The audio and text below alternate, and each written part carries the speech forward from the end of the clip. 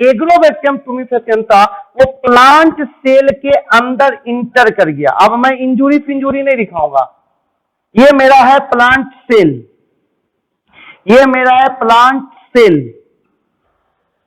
तो एग्रोबैक्टीरियम टुमेफेसियन जो है, एग्रोबैक्टीरियम ये बैसिलस thuringiensis से अलग है। ये मैं एग्रोबैक्टीरियम, ये बैसिलस thuringiensis को यहाँ पे मिटा दिया मैं, इससे अभी हमको कोई मतलब नहीं है। ये एग्रोबैक्टीरियम टुमेफेसियन जो है वो प्लांट सेल के अंदर गया, तो ये मैं बनाया एग्रोबैक्टीरियम टुमेफेसियन। ये मेरा हो गया एग्रोबैक्टीरियम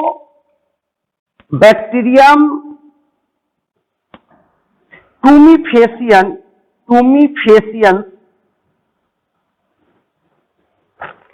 कोई डाउट नहीं है। और इस एग्रोबैक्टीरियम टुमेफेसियन के पास में आपका प्लाज्मिड है, जिस प्लाज्मिड का नाम है टीआई प्लाज्मिड।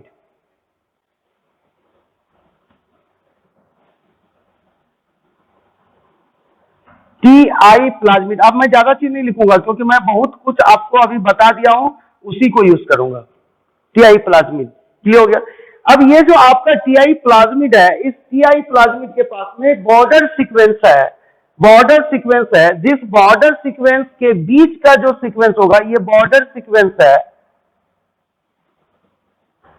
ये आपका बॉर्डर सीक्वेंस है, बॉर्डर सीक्वेंस क्लियर हो गया। तो ये बॉर्डर सीक्वेंस है और ये बॉर्डर सीक्वेंस है, और बीच में ये डीएनए आपका है। इतना ही वो पार्ट जो है ये प्लांट सेल के डीएनए के अंदर इंसर्ट करेगा। अब यदि प्लांट सेल है तो इसका मतलब ये होगा कि प्लांट सेल है तो इसके पास न्यूक्लियस होगा, और जो न्यूक्लियस होगा तो उसके अंदर क्या होगा, तो क्रोमोसोम होगा। क्या होगा, क्रोमोसोम होगा। तो मैं यहाँ पे ये जो प्लांट का क्रोमोसोम यहाँ पे बना रहा हूं, ध्यान से देखिएगा। क्या हो गया, ज्यादा आपको इधर उधर नहीं किया, ये क्लियर। तो ये क्रोमोसोम आपका बनाया। अब यहाँ पे क्या होगा, ये जो क्रोमोसोम या प्लांट का डीएनए ही कर देता हूं। चलिए, प्लांट क्रोमोसोम जो होगा वो डीएनए का बना होगा, और डीएनए डबल एक्सटेंडेड होगा, तो मैं यहाँ डबल एक्सटेंडेड भी कर दिया। ये प्लांट का डीएनए हो गया। तो यहाँ पे मैं लिख दे रहा हूं कि ये प्लांट का डीएनए है, प्लांट डीएनए। क्रोमोसोम जो होता है वो डीएनए का बना होता है। प्लांट सेल है और ये न्यूक्लियस है, न्यूक्लियस के अंदर क्रोमोसोम होगा, और क्रोमोसोम बना किसका होगा, तो डीएनए का बना होगा। ये प्लांट डीएनए हो गया, कोई डाउट नहीं है। और ये एग्रोबैक्टीरियम इन्फेक्ट करके आया हुआ है कहां, तो प्लांट सेल के अंदर। और ये प्लांट सेल के अंदर दिख रहा है, इसका मतलब ये प्लांट होगा, ये डाइकोट प्लांट होगा, बता रखा हूं मैं। अब ये डाइकोट प्लांट होगा। अब ये बैक्टीरिया क्या करेगा, एग्रोबैक्टीरियम टुमेफेसियन क्या करेगा, ये बॉर्डर सीक्वेंस से यहां पे कट करेगा, और इस पार्ट को प्लांट डीएनए में ट्रांसफर कर देगा। इस पार्ट को प्लांट डीएनए में ट्रांसफर कर देगा, इस लेकर के इसका नाम पड़ा है टीडीएनए। बात समझ में आया कि प्लाज्मिड का जो पार्ट कट करके प्लांट डीएनए में ट्रांसफर हुआ, उस पार्ट का नाम पड़ गया टीडीएनए। तो यानी इसका मतलब हो गया कि इसका नाम है टीडीएनए। बोले क्यों नाम पड़ा टीडीएनए, तो क्योंकि प्लाज्मिड का वो पार्ट कट करके कहां चला जाता है, प्लांट के डीएनए के अंदर, इसलिए करके उसका नाम है टीडीएनए। अब यहां पे क्या किया कि इसको इसके अंदर यहां से ये जो एग्रोबैक्टीरियम टुमेफेसियन है, इस प्लाज्मिड का, टीआई प्लाज्मिड का टीडीएनए वाला पार्ट को ट्रांसफर कर दिया प्लांट डीएनए पे, ट्रांसफर कर दिया प्लांट डीएनए पे। तो जब ट्रांसफर कर दिया तो यहां पे इंसर्ट कर जाएगा ये। तो अभी आपको यहां पे ध्यान से हम आपको दिखाते हैं, ध्यान से देखिएगा यहां पे क्या हुआ, एकदम क्लियर। ये डायग्राम इसी आप ही के सेटिस्फेक्शन के लिए मैं बना रहा हूं, ताकि आपको समझ में आ जाए, क्योंकि मेरे को सेटिस्फेक्शन नहीं मिला था। क्लियर हो गया। तो मैं यहां पे क्या किया, अब ये जो टीडीएनए वाला पार्ट है, ये टीडीएनए इसके अंदर आ गया, आपका इंसर्ट कर गया। यहाँ पे टीडीएनए क्या हो गया, तो इंसर्ट कर गया यहां पे। ये जो ब्लैक वाला पोर्शन है, ये कौन सा पोर्शन है, तो टीडीएनए वाला पोर्शन। और ये आया कहां से है, तो एग्रोबैक्टीरियम टुमेफेसियन से आया, और उसके कहां प्रेजेंट था, तो टीआई प्लाज्मिड पे प्रेजेंट था। तो वो फ्रेगमेंट जो है ये प्लांट के डीएनए में आकर के इंसर्ट कर गया। क्लियर हो गया। अब ये जो टीडीएनए आया होगा तो ये जीन लेकर के आया होगा, और ये जो टीडीएनए है, ये जो टीडीएनए है, तो यहाँ पे आपको दिखाते हैं कि इस टीडीएनए पे क्या क्या है, इस टीडीएनए के ऊपर कौन कौन सा जीन प्रेजेंट है। तो मैं यहाँ पे दिखा देता हूँ। इस टीडीएनए के ऊपर ऑक्सिन का जीन प्रेजेंट है, ऑक्सिन का जीन प्रेजेंट जो कि प्लांट का हार्मोन है। साइटोकाइनिन का जीन प्रेजेंट है, साइटोकाइनिन का जीन प्रेजेंट है, और आपका ओपाइन का जीन प्रेजेंट है, ओपाइन का जीन प्रेजेंट है। तो आपके पास में ऑक्सिन, साइटोकाइनिन और ओपाइन का जीन प्रेजेंट है टीडीएनए के पास में। ओपाइन क्या है, तो फूड ऑफ द एग्रोबैक्टीरियम टुमिफेसियन। ये जो ओपाइन है ये फूड है एग्रोबैक्टीरियम टुमिफेसियन का, फूड ऑफ एग्रोबैक्टीरियम टुमिफेसियन। तो इसका ये जो टीडीएनए यहाँ पे डाला है, तो ये टीडीएनए से क्या करेगा, ये प्लांट का सेल ओपाइन बनाएगा। टीडीएनए डाला ही एग्रोबैक्टीरियम टुमिफेसियन ताकि आप प्लांट का सेल आप क्या बनाने लगे, ओपाइन। और ये प्लांट का जो सेल है ये ओपाइन बनाएगा और एग्रोबैक्टीरियम टुमिफेसियन उसको बैठ के खाएगा, जो हम लोग करते हैं। मम्मी खाना बनाती है और हम लोग बैठ करके खाते हैं, बस वही वाला बात हो गया। ये चालाकी किया, ये एग्रोबैक्टीरियम टुमिफेसियन के पास में टीडीएनए था, तो इसके पास में खुद ओपाइन का जीन था, तो चाहता तो उस ओपाइन के जीन से खुद मेहनत करके ओपाइन बना करके खा सकता था, लेकिन नहीं, ये कामचोर क्या किया कि इस टीडीएनए को इस प्लांट के डीएनए के अंदर इंसर्ट करवा दिया, ताकि ओपाइन का जीन इस प्लांट को दे दिया। अब बोला कि तुम अब ओपाइन बनाओ और हम बैठ के खाएंगे।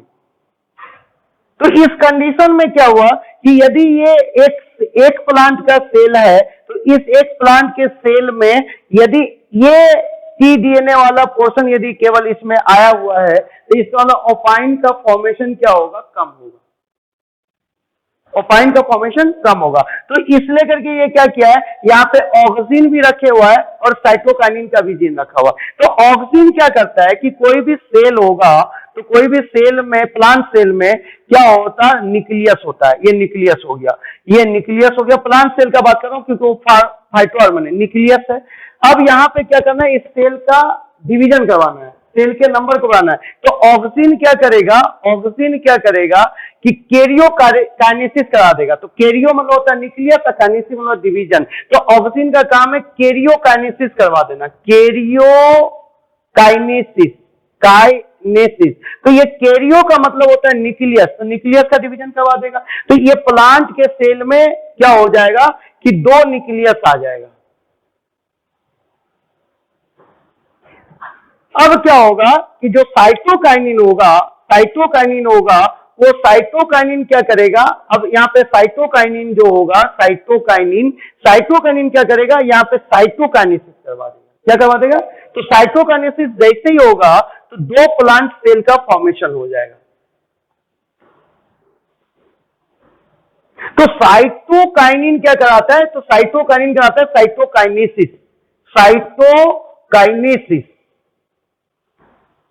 क्लियर। तो ऑक्सिन का काम हो गया कैरियोकाइनेसिस करना, यानी एक न्यूक्लियस से 2 न्यूक्लियस का फॉर्मेशन कर देना।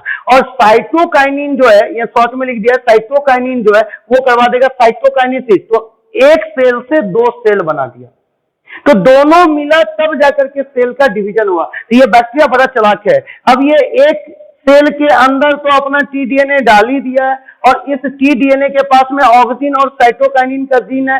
तो इसका मतलब ये क्या करेगा, ये जो प्लांट का सेल है इसके डिवीजन को भी अब बढ़ा देगा। यानी एक सेल को इंसर्ट किया है और ऐसे ऐसे बहुत सारे सेल का फॉर्मेशन करवा देगा। कोई डाउट है? तो ये आपका क्या होगा कि ऑक्सिन और साइटोकाइनिन क्या करेगा, प्लांट में एबनॉर्मल सेल डिवीजन करवा देगा। और एबनॉर्मल सेल डिवीजन को ही हम लोग क्या बोलते हैं, कैंसर। तो ये ऑक्सिन और साइटोकाइनिन मिल करके एबनॉर्मल सेल डिवीजन करवा देगा प्लांट में। सेल डिवीजन करवा देगा किसमें, तो प्लांट सेल में, प्लांट में। तो एबनॉर्मल सेल डिवीजन होगा तो इसी को क्या बोलेंगे, कैंसर। तो इसीलिए करके बोलते हैं कि जो टीआई प्लाज्मिड है ये ट्यूमर को इंड्यूस करवा देता है। क्यों इंड्यूस करवाते हैं, तो उसके पास टीडीएनए के पास में 2 जीन है, एक ऑक्सिन का एक साइटोकाइनिन का। तो जिसके कारण क्या होता है कि वहां पे प्लांट के सेल में डिवीजन एबनॉर्मल होने लगता है जिसके कारण कैंसर हो जाता है, तो उसी डिजीज का नाम है crown gold disease. Crown gold disease. तो बोलेगा कि टीआई प्लाज्मिड का क्या पूरा प्लाज्मिड प्लांट डीएनए के अंदर इंसर्ट करता है क्या? नहीं। तो कौन सा पार्ट इंसर्ट करता है? तो टी डीएनए वाला पार्ट। उस टी डीएनए वाला पार्ट में मेनली 3 जीन आपका प्रेजेंट है, एक ओपाइन, एक ऑक्सिन और एक साइटोकाइनिन। ऑक्सिन और साइटोकाइनिन मिलकर के क्या कराता है? सेल डिवीजन, जिसके कारण एबनॉर्मल सेल डिवीजन होता है, जिसको बोलते हैं कि कैंसर। एबनॉर्मल सेल डिवीजन को क्या बोलते हैं? कैंसर। तो जिसके कारण क्या होगा कि अब सेल का नंबर बढ़ जाएगा, तो सेल का नंबर जैसे बढ़ेगा तो टी डीएनए का भी नंबर बढ़ जाएगा, तो टी डीएनए का नंबर बढ़ेगा तो प्रोडक्ट बढ़ जाएगा, और वो प्रोडक्ट में ओपाइन क्या होगा? और बढ़ जाएगा। तो ओपाइन बढ़ जाएगा तो बैक्टीरिया को क्या होगा? बड़ी आसानी हो जाएगी, और वो बैक्टीरिया क्या करेगा? आसानी से अपने प्रोडक्ट को यूज करेगा। कोई डाउट नहीं है। तो ये आपका यहाँ पे कॉन्सेप्ट है, क्लियर। तो ये जो आपका इंसर्ट किया होगा, तो ये डाइकोट प्लांट में इंसर्ट किया होगा, और इस डाइकोट प्लांट में इंजुरी होगा, और उस इंजुरी से इंटर कर गया कौन? तो एग्रोबैक्टरम टुमीफेसियन। और इस तरीके का मैकेनिज्म उस जगह पे चला है, कोई डाउट नहीं है। तो अब इस जगह पे जो मैकेनिज्म चला है, तो यहाँ पे आपके कॉन्सेप्ट उम्मीद करता हूं कि आपका क्लियर हो गया होगा। कोई डाउट है इसमें? ये कॉन्सेप्ट आपका क्लियर। अब आइए हम लोग अब इसी टी डीएनए वाला जो पार्ट है मेरा, इसी यही बैक्टीरिया जो एग्रोबैक्टरम टुमीफेसियन है, बस इसी टी डीएनए वाला पार्ट में अब हम लोग अपना कराइजिन को इंसर्ट करवाएंगे। तो यहां से पहले अब ये सारा चीज हटाते हैं, ये प्लांट सेल सबको अब यहां से रिमूव करता हूं। ये प्लांट सेल को अब यहां से रिमूव कर दिया, ध्यान से सुनिएगा। प्लांट सेल को रिमूव कर दिया, तो अब मेरे पास में ये एग्रोबैक्टीरियम है, और इसके पास में टीआई प्लाज्मिड है, और टीआई प्लाज्मिड के पास में टी डीएनए। और इस टी डीएनए में, ये जो टी डीएनए है, तो इस टी डीएनए का यहाँ पे ये भी हटा दिया मैं। तो इस टी डीएनए के पास में आप देख रहे हो कि ऑक्सिन का जीन है, साइटोकाइनिन का जीन है, और ओपाइन का जीन। तो ओपाइन जो था वो फूड ऑफ दी क्या था? तो फूड ऑफ दी एग्रोबैक्टरम टुमीफेसियन था, एग्रोबैक्टरम टुमीफेसियन था। तो अब हम लोग क्या करेंगे, ध्यान से देखना, इस टी डीएनए के फ्रेगमेंट से, इस टी डीएनए से आप ओपाइन के जीन को रिमूव कर लीजिए, इस टी डीएनए से साइटोकाइनिन भी रिमूव कर लीजिए, और ऑक्सिन भी रिमूव कर लीजिए। क्लियर हो गया? तो ये जो टी डीएनए आपका है, यहां से जो मैं यहाँ पे टी डीएनए दिखा रहा हूं, ध्यान से देखिएगा, ये जो आपका टी डीएनए है, इस टी डीएनए से आप ऑक्सिन हटा लीजिए, साइटोकाइनिन हटा लीजिए, और ओपाइन हटा लीजिए, और उस जगह पे जो खाली हुआ है जगह, वो बॉर्डर सीक्वेंस के बीच में से, ये जो बॉर्डर आपका सीक्वेंस है, इस बॉर्डर सीक्वेंस के बीच में से, मतलब इस जगह से लेके इस जगह पे जो ऑक्सिन का जीन था, जो साइटोकाइनिन का जीन था, जो ओपाइन का जीन था, वहां से रिमूव कर लिए। क्या कर लिए? रिमूव कर लिए। तो यहां से हम लोग उसको रिमूव कर लिए, और रिमूव जब कर लिए तो इस जगह पे हम लोग क्या किए कि कराइजिन को इंसर्ट कर दिए। तो कट किए होंगे जो यहां से, तो इंडोन्यूक्लियस की मदद से और लाइगेज की मदद से क्या करें? अटैच कर देंगे। तो इस जगह पे अब हम लोग क्या करेंगे कि कराइजिन को इंसर्ट कर देंगे। कराइजिन, ध्यान से देखिएगा, अब इस जगह पे हम लोगों ने कराइजिन को इंसर्ट कर दिया। जो टी डीएनए के पास में ऑक्सिन था, साइटोकाइनिन था और ओपाइन था, इस जीन को रिमूव कर दिया, रिमूव, और इस जगह पे आपने लगा दिया है कराइजिन। और ये जो कराइजिन है, ये आप लाए होंगे बेसिलस थूरिन जेनेसिस से। थूरिन, पहले आप करिए थूरिन, तब जेनेसिस, तो ये आपका हो गया जेनेसिस। पहले हुआ बेसिलस, तब हुआ थूरिन जेनेसिस। तो बेसिलस थूरिन जेनेसिस से कराइजिन जो लाया वो कहां से लाया है? तो बेसिलस थूरिन जेनेसिस से लाया। क्लियर हो गया? और इसको टी डीएनए वाले फ्रेगमेंट पे डाल दिया।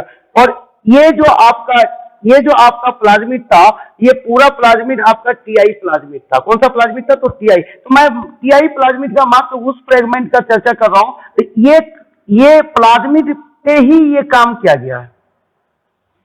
इसी प्लाज्मिड में यहीं पे टी डीएनए वाला फ्रेगमेंट जो है, ये जो टी डीएनए वाला जो फ्रेगमेंट है, इसी फ्रेगमेंट में आपने क्या किया, कराइजीन को इंसर्ट करवा दिया है, कराइजीन को इंसर्ट करवा दिया है, कराइजीन को, कराइजीन CRY कराइजीन इंसर्ट करवा दिया। टी डीएनए वाला पार्ट जो था आपका, उस पार्ट में, टी डीएनए वाला पार्ट में आपने इंसर्ट करवा दिया। और वो कराइजीन लाया कहां से आपने, तो बेसिलस थुरिनजेनेसिस से। क्लियर हो गया। तो ये इस तरीके से रिकॉम्बिनेंट प्लाज्मिड बन गया, और उस प्लाज्मिड को आपने क्या कर दिया कि बैक्टीरिया के अंदर ले गया, तो वो बैक्टीरिया क्या हो गया, रिकॉम्बिनेंट बैक्टीरिया हो गया। क्लियर हो गया। तो इस तरीके से आप क्या किया, एक प्लाज्मिड जो टीआई प्लाज्मिड था, जो टीआई प्लाज्मिड था, अब शॉर्ट कर रहा हूं, इस टीआई प्लाज्मिड के पास में जो टी डीएनए वाला पार्ट था, टी डीएनए वाला पार्ट था, उस टी डीएनए में बेसिलस थुरिनजेनेसिस से कराइजीन निकाल करके इसमें इंसर्ट करवा दिया, इंसर्ट करवा दिया। तो ये कराइजीन अब आपका यहां पे आ गया टी डीएनए वाले फ्रेगमेंट में। और टी डीएनए से क्या निकाल लिया होगा, ऑक्सीजन, साइटोकाइन, ओपाइन, उस जगह पे जो जगह खाली हुआ होगा, उसी जगह पे आपने कराइजीन को क्या करवा दिया, इंसर्ट। अब ये जो प्लाज्मिड बना टीआई प्लाज्मिड, ये जो टीआई प्लाज्मिड बना, ये अब रिकॉम्बिनेंट प्लाज्मिड बन गया, क्योंकि एक तो एग्रोबैक्टीरियम टुमिफेसियन का प्लाज्मिड है और उसमें बेसिलस थुरिनजेनेसिस का कराइजीन का भी डीएनए, तो दो डीएनए मिल गया, इसलिए करके ये रिकॉम्बिनेंट टीआई प्लाज्मिड बन गया। क्या बन गया, रिकॉम्बिनेंट टीआई प्लाज्मिड। ये बन गया रिकॉम्बिनेंट, नया कॉम्बिनेशन वाला रिकॉम्बिनेंट टीआई प्लाज्मिड। बोलेगा क्यों रिकॉम्बिनेंट टीआई प्लाज्मिड बना, तो एक बेसिलस थुरिनजेनेसिस का कराइजीन है जो ये ब्लू कलर से है, और बाकी जो भी ब्लैक कलर से वो किसका है, तो एग्रोबैक्टीरियम टुमिफेसियन का टीआई प्लाज्मिड का डीएनए। तो दो स्पेसिस आपका मिल गया, इसलिए करके ये रिकॉम्बिनेंट प्लाज्मिड। और इस रिकॉम्बिनेंट प्लाज्मिड को अब क्या कर दिए, एग्रोबैक्टीरियम टुमिफेसियन के अंदर इंसर्ट कर दिए। तो ये जो रिकॉम्बिनेंट टीआई प्लाज्मिड है, तो टीआई प्लाज्मिड का होस्ट का क्या नाम है, तो टीआई प्लाज्मिड का होस्ट का नाम है एग्रोबैक्टीरियम टुमिफेसियन। तो ये रिकॉम्बिनेंट प्लाज्मिड को एग्रोबैक्टीरियम टुमिफेसियन के अंदर डाल दिया, जिसमें क्या है, तो कराइजीन। और बाकी मैकेनिज्म फिर उसी तरीके से चलेगा। क्या करना पड़ेगा, तो अब जिस प्लांट में इस कराइजीन को डालना चाहते हो, जैसे मान लो कि बीटी कॉटन में डालना चाहते हो, कॉटन में डालना चाहते हो, तो कॉटन जो प्लांट है, ध्यान से सुनिएगा, जो कॉटन प्लांट है, इसका सबसे पहले आप कैलस तैयार कर लीजिए। कैलस मैं आपको बता दूंगा आगे, और ऐसे भी मैं बता दूंगा नहीं, आपको बताया हूं कहां पे, फाइटो हार्मोन जब पढ़ा रहा था उस जगह पे बताया था कि ऑक्सीजन और साइटोकाइनिन का यदि सेम रेशियो लोगे तो कैलस का फॉर्मेशन होता है। Callus is the group of the meristem cell, undifferentiated cell, meristem cell. तो यहां पे क्या होगा, कॉटन प्लांट का आप कैलस डेवलप कर लीजिए, कैलस। और ये जो कैलस है, ऐसे फिर मैं बता दूंगा आपको आगे, जब स्टेजेस ऑफ आपका क्रॉप चलेगा या प्लांट चलेगा उस जगह पे। तो ये आपका बन गया कैलस। तो कॉटन प्लांट का आप कैलस तैयार कर लीजिए, और इस कैलस को, ये जो आपका एग्रोबैक्टीरियम टुमिफेसियन है और ये रिकॉम्बिनेंट प्लाज्मिड को रख रहा है, तो ये जो एग्रोबैक्टीरियम टुमिफेसियन हो गया, ये भी रिकॉम्बिनेंट बैक्टीरिया हो जाएगा। यदि ये रिकॉम्बिनेंट प्लाज्मिड है और इस प्लाज्मिड को इस एग्रोबैक्टीरियम टुमिफेसियन के अंदर इंसर्ट करवाए हो, तो इसका मतलब ये जो बैक्टीरिया होगा, ये भी बैक्टीरिया क्या हो जाएगा, रिकॉम्बिनेंट बैक्टीरिया हो जाएगा। अब इस एग्रोबैक्टीरियम, जो रिकॉम्बिनेंट बैक्टीरिया तुम बनाए हो, इस एग्रोबैक्टीरियम टुमिफेसियन से इस कैलस को इन्फेक्ट करवा दो। क्या करवा दो, इन्फेक्ट। तो जब इन्फेक्ट करोगे, इसको जब इन्फेक्ट करोगे, तो इन्फेक्ट करने के बाद क्या होगा कि इसमें से एक सेल को निकालता हूं, इस जो प्लांट का सेल होगा और इसके पास जो डीएनए होगा, उस डीएनए के अंदर आपका क्या होगा, प्लांट के सेल के डीएनए के अंदर कराइजीन चला जाएगा, कराइजीन। और उस कराइजीन को भेजेगा कौन, एग्रोबैक्टीरियम टुमिफेसियन। क्यों भेज देगा, क्योंकि टीआई प्लाज्मिड के टी डीएनए वाला पार्ट पे कराइजीन है, जो कि ये ट्रांसफर हो जाएगा इस कॉटन के प्लांट के कैलस के सेल में। ये यहां से निकाला, ये जो कैलस का सेल है, ये प्लांट सेल है, इसको निकाला तो इसको निकालने के बाद देखा कि उस प्लांट सेल के डीएनए में आपका क्राइजीन का डीएनए इंसर्ट किया हुआ है। वो इसलिए इंसर्ट किया होगा क्योंकि एग्रोबैक्टीरियम टुमिफेसियन से आपने उस केलस को क्या किया, इंसर्ट किया। तो एग्रोबैक्टीरियम टुमिफेसियन के पास जो टीआई प्लाज्मिड है, उस टीआई प्लाज्मिड पे जो ट्रांसफर डीएनए है, उस ट्रांसफर डीएनए पे क्राइजीन है जो कि ट्रांसफर हो जाएगा एग्रोबैक्टीरियम टुमिफेसियन से वो आपके प्लांट के डीएनए के ऊपर। तो इस तरीके से प्लांट के डीएनए में आपका क्राइजीन आ गया। और अब इस सेल से आप प्लांट डेवलप कर लो, क्योंकि प्लांट के सेल को टोटिपोटेंसी होता है। टोटिपोटेंसी का मतलब है single cell ability to form full plant, यानी कंप्लीट प्लांट फॉर्म कर सकता है। तो अब इसको क्या करो कि आप इससे प्लांट डेवलप कर लो, कॉटन का प्लांट। और ये जो कॉटन का प्लांट तुम डेवलप करोगे, इस कॉटन प्लांट के प्रत्येक सेल के पास में अब क्राइजीन चला जाएगा, क्योंकि इसी सिंगल सेल से पूरा प्लांट का फॉर्मेशन होगा। तो सारे प्लांट, ये जो कॉटन का प्लांट होगा, प्रत्येक सेल के पास में क्राइजीन होगा। और अब इसको कोई भी इंसेक्ट वगैरह इन्फेक्ट करेगा तो उसकी क्या हो जाएगी, डेथ हो जाएगी। तो ये जो प्लांट के पास में क्राइजीन है, वो क्राइजीन आया कहां से है, तो बेसिलस thuringiensis से। इस लेकर के इस कॉटन का नाम हो जाएगा बीटी कॉटन। कोई डाउट नहीं है? तो एकदम कॉन्सेप्ट को क्लियर करिएगा। थोड़ा सा मैं एकदम क्लियर बोला हूं, लेकिन फिर एक बार आपको बोल करके समराइज करके खत्म कर रहा हूं इसको। ध्यान से सुनिएगा। सबसे पहली बात, जो आपका एग्रोबैक्टीरियम टुमिफेसियन होगा, उस एग्रोबैक्टीरियम टुमिफेसियन के पास में, उस एग्रोबैक्टीरियम टुमिफेसियन के पास में प्लाज्मिड होगा, टीआई प्लाज्मिड। और उस टीआई प्लाज्मिड के पास में टीडीएनए होगा, टीडीएनए। इसका नाम टीडीएनए इसलिए पड़ा है क्योंकि ये जो एग्रोबैक्टीरियम टुमिफेसियन है, ये एग्रोबैक्टीरियम टुमिफेसियन इस टीआई प्लाज्मिड का ये पार्ट को काट करके प्लांट में ट्रांसफर कर देता है। किसमें ट्रांसफर करता है? प्लांट में। इस लेकर के इसका नाम पड़ा है टीडीएनए। और इस बैक्टीरिया का नाम पड़ा है एग्रोबैक्टीरियम टुमिफेसियन। क्लियर हो गया? तो मैं इसी टीडीएनए में से कुछ जीन को निकाल करके और वहां पे क्राइजीन को इंसर्ट करवा दिया। और ये क्राइजीन को कहां से निकाला हूं? तो बेसिलस thuringiensis से निकाला हूं। तो अब बेसिलस thuringiensis से निकाल करके ये जो टीआई प्लाज्मिड था, तो बेसिलस thuringiensis से क्राइजीन को निकाला, बेसिलस thuringiensis से क्राइजीन को निकाला, बेसिलस thuringiensis से क्राइजीन को निकाला, इसको इंसर्ट करवा दिया टीआई प्लाज्मिड में। किस प्लाज्मिड में? टीआई प्लाज्मिड में। और किस पार्ट में? तो टीडीएनए वाला फ्रेगमेंट में। बेसिलस thuringiensis से क्राइजीन निकाला और उसको इंसर्ट करवा दिया किसमें? तो टीआई प्लाज्मिड में। और टीआई प्लाज्मिड के किस पार्ट में? तो टीडीएनए वाला फ्रेगमेंट में। मतलब ये टीडीएनए वाला फ्रेगमेंट, यहां से देखिए हम सीक्वेंस को क्लियर कर रहे हैं। ये टीडीएनए वाला फ्रेगमेंट में हमने इंसर्ट कराया, क्योंकि यही जो फ्रेगमेंट है, यही फ्रेगमेंट ये प्लाज्मिड से निकल करके प्लांट में जाकर के ट्रांसफर होकर के इंसर्ट करेगा। तो इसी फ्रेगमेंट में, टीडीएनए वाला फ्रेगमेंट में मैंने इंसर्ट करवा दिया क्राइजीन। अब ये जो मेरा प्लाज्मिड बना है टीआई प्लाज्मिड, ये रिकॉम्बिनेंट हो गया क्योंकि दो स्पेसिस का इसमें आपका आ गया डीएनए।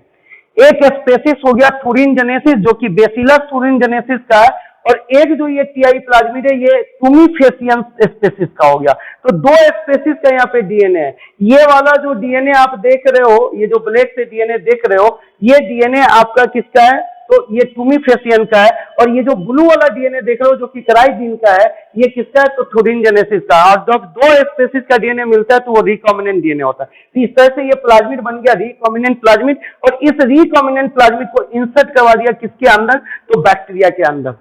अब ये बैक्टीरिया के अंदर ये इंसर्ट कर गया, तो इसी बैक्टीरिया को लेकर के क्या किया, जो कॉटन प्लांट का केलस बनाया था, यानी group of the undifferentiated cell बनाया था, उसको इन्फेक्ट कर दिया। तो इन्फेक्ट करने से क्या हो गया कि इंफेक्ट करने से ये जो टीडीएनए वाला पार्ट में जो क्राइजीन था, तो ये टीडीएनए यहां से कटा और कट करके क्या किया कि प्लांट के डीएनए के अंदर इंसर्ट कर गया। अब यहाँ पे क्राइजीन हो गया। तो ये प्लांट का जो सेल होता है, सिंगल सेल को कैपेसिटी होता है पूरा प्लांट बनाने का, उसको टोटिपोटेंसी बोलते हैं। तो ये जो सेल है, ये पूरा का पूरा प्लांट बना लिया। तो सारे प्लांट के सेल के पास में क्राइजीन आ गया, और वो क्राइजीन के कारण वो क्या हो गया? Plant BT cotton. यदि यहीं पे केलस बनाते ब्रिंजल का, कॉटन हटा के ब्रिंजल, तो उस प्लांट का नाम होता बीटी ब्रिंजल। क्लियर हो गया? यदि सोयाबीन होता तो बीटी सोयाबीन, पोटैटो हो जाता तो बीटी पोटैटो। क्लियर हो गया? तो कोई डाउट इसमें नहीं है। तो इस तरीके से हम लोग ने क्या किया, जेनेटिक इंजीनियरिंग का यूज करके पेस्ट रेजिस्टेंट प्लांट का फॉर्मेशन कर दिया। क्लियर हो गया? पेस्ट रेजिस्टेंट प्लांट का फॉर्मेशन कर दिया। अब आइए, ये जो क्राई प्रोटीन था, ये जो क्राई जीन है, इसके टाइप्स कुछ होते हैं। ये समझ में आ गया ना पूरा। तो अब यहां पे क्या हो गया, ये जो क्राई जीन आपका प्रत्येक सेल के पास में आ गया, तो ये क्राई जीन जो है प्रोटॉक्सिन का फॉर्मेशन करेगा। फिर कोई यदि ऑर्गेनिज्म इसको खाएगा, इंसेक्ट वगैरह यदि इसको खाएगा, तो उसके अंदर वो क्राई प्रोटीन चला जाएगा और वहां पे जाकर के एक्टिव होकर के वो क्या करेगा, उसके गट के वाल के साथ बाइंड करके पोर बना देगा, जिसके कारण उसका क्या हो जाएगा, डेथ हो जाएगा। कोई डाउट इसमें? ये क्लियर हो गया। अब आइए हम लोग यहाँ पे बात करते हैं, ये जो क्राई का जो बात कर रहे हो ना, अब इसको मैं यहाँ से मिटाता हूं और आप ये थोड़ा सा बड़ा इंपॉर्टेंट कॉन्सेप्ट है, तो कम से कम वीडियो को 1 से 2 बार, यदि एक बार में आपको पूरा क्लियर नहीं हो पाया तो 1 से 2 बार इसको आप देखिएगा और थोड़ा सा नोट डाउन करिएगा। उम्मीद करते हैं कि क्लियर आपका हो जाएगा और फिर उसको क्वेश्चन हम लोग इसका तैयारी करवाएंगे, तो उसके बाद यहाँ पे जाकर के एकदम क्लियर कर ही लेंगे, चाहे जैसे भी होगा मैं आपका क्लियर करके दूंगा। तो अब वो क्लियर होना है। अब जैसे क्या होता है ना कि 3 तरह का जीन का बात करता हूं। जैसे एक हो गया आपका क्राई 1AC, क्राई 2AB और cry 1AC AB। Cry 1AC, cry 2AB and cry 1AB। Clear हो गया? तो यहां पे ये ध्यान से देखिएगा, ये जो क्राई 1AC और क्राई 1AB है, क्लियर हो गया? तो ये जो AC है, तो ये AC क्या करेगा? तो इसको ऐसे याद रखना कि मैं बोला था कि यदि कॉटन का, अभी गर्मी का मौसम है, तो कॉटन का यदि गमछी है, उसको यदि आप क्या कीजिएगा कि भिंगा करके और देह पे यदि लपेट लीजिएगा, तो आपको क्या लगेगा? ठंडा लगेगा। क्लियर हो गया? तो वो गमछी किसका होना चाहिए? कॉटन का। यदि आपका नायलॉन का यदि गमछी होगा, तो वो तो पानी को पकड़ेगा ही नहीं। तो पानी को नहीं पकड़ेगा, तो इसका मतलब क्या हो गया कि पानी को यदि नहीं पकड़ा, तो इसका क्लियर कॉन्सेप्ट हो गया कि वो आपके बॉडी में ठंडा नहीं लगा सकता। तो इसी तरह से यहाँ पे AC है और AB है, तो यहाँ पे इसी AC को पकड़ करके आप पकड़ लीजिए कि कॉटन का गमछी भिंगा करके जब आप ओढ़े हैं तो आपको ठंडा लग रहा है, तो इससे कि कॉटन का प्रॉब्लम करेगा। जो AC है वो प्रॉब्लम किसका करेगा? तो कॉटन का प्रॉब्लम करेगा। ये हो जाएगा कॉटन बोलवर्म। तो क्राई 1 जो था, क्राई 1AC आपका जो प्राय हुआ, उसके बाद से हम लोग बात करें। जैसे क्राई 1AC, जब 1 के साथ AC आ गया, तब अब 1 नहीं लिख करके 2 लिखिएगा, तो हो जाएगा क्राई 2, और AC नहीं लिखे A लिख करके यहाँ पे B कर दीजिएगा। तो cry 1AC and cry 2AB जो है, ये जीन यदि ट्रांसफर किया जाएगा, तो ये प्लांट को रेजिस्टेंसी दे देगा किससे? तो AC है। तो इसको ऐसे याद रखिएगा। मैं आपको कोडिंग किया था कि यदि कॉटन का आप कपड़े को भिंगा करके यदि देह पे ओढ़ेंगे तो ठंडा लगेगा। तो बस इसी तरीके से याद रखिएगा, AC कूलिंग का काम करता है, लेकिन कॉटन से रिलेटेड है। किससे रिलेटेड है? कॉटन। तो इस तरह कॉटन वॉलवर्म से रेजिस्टेंसी दे देगा उस प्लांट को। वॉलवर्म से रेजिस्टेंसी दे देगा उस प्लांट को। यानी जिस प्लांट में आप क्राई 1AC और क्राई 2AB का जीन डालोगे, तो जिस प्लांट में ये जीन जाएगा, उस प्लांट को कॉटन वॉलवर्म से रेजिस्टेंसी मिल जाएगी। कॉटन वॉलवर्म से रेजिस्टेंसी उसको यदि मिल गया, जिसका मतलब कॉटन वॉलवर्म उसको नहीं होगा। क्लियर हो गया? तो अब नेक्स्ट में, अब यहाँ पे क्राई 1AC हो गया, क्राई 2AB हो गया। तो अब क्या होगा? अब क्लियर करिएगा। तो क्राई 1AC एंड AB ये दोनों कॉटन वॉलवर्म से दे रहा है। क्लियर? तो अब होगा क्राई 1AB। क्लियर हो गया? AB। तो यहाँ पे ये ध्यान में रखिएगा कि 1 के साथ 2 आएगा, 1 के साथ 2 आएगा। 1 के साथ 1 नहीं लिखना है, ठीक है? इसको याद करने का तरीका दिया।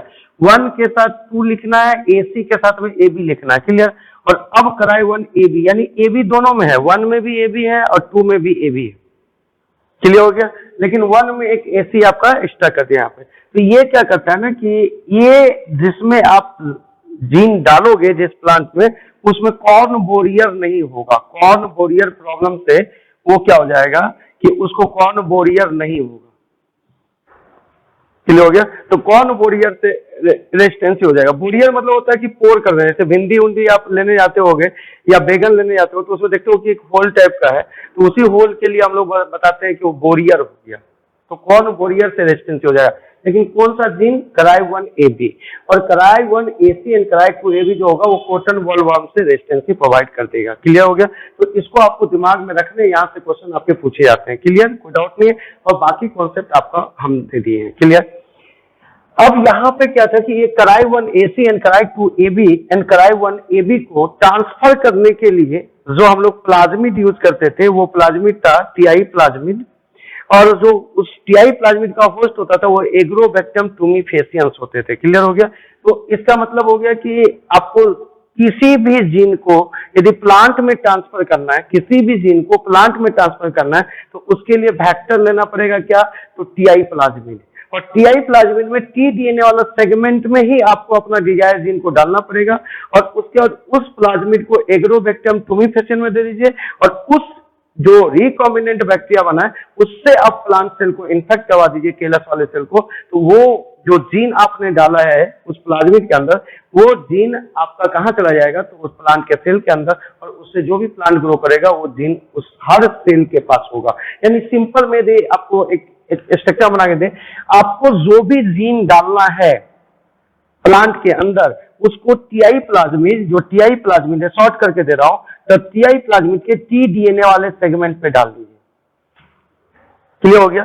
कैसे हम CRY1AC जीन या CRY2AB जीन या CRY1AB जीन हम प्लांट के अंदर डालेंगे? उसके लिए क्या करना पड़ेगा?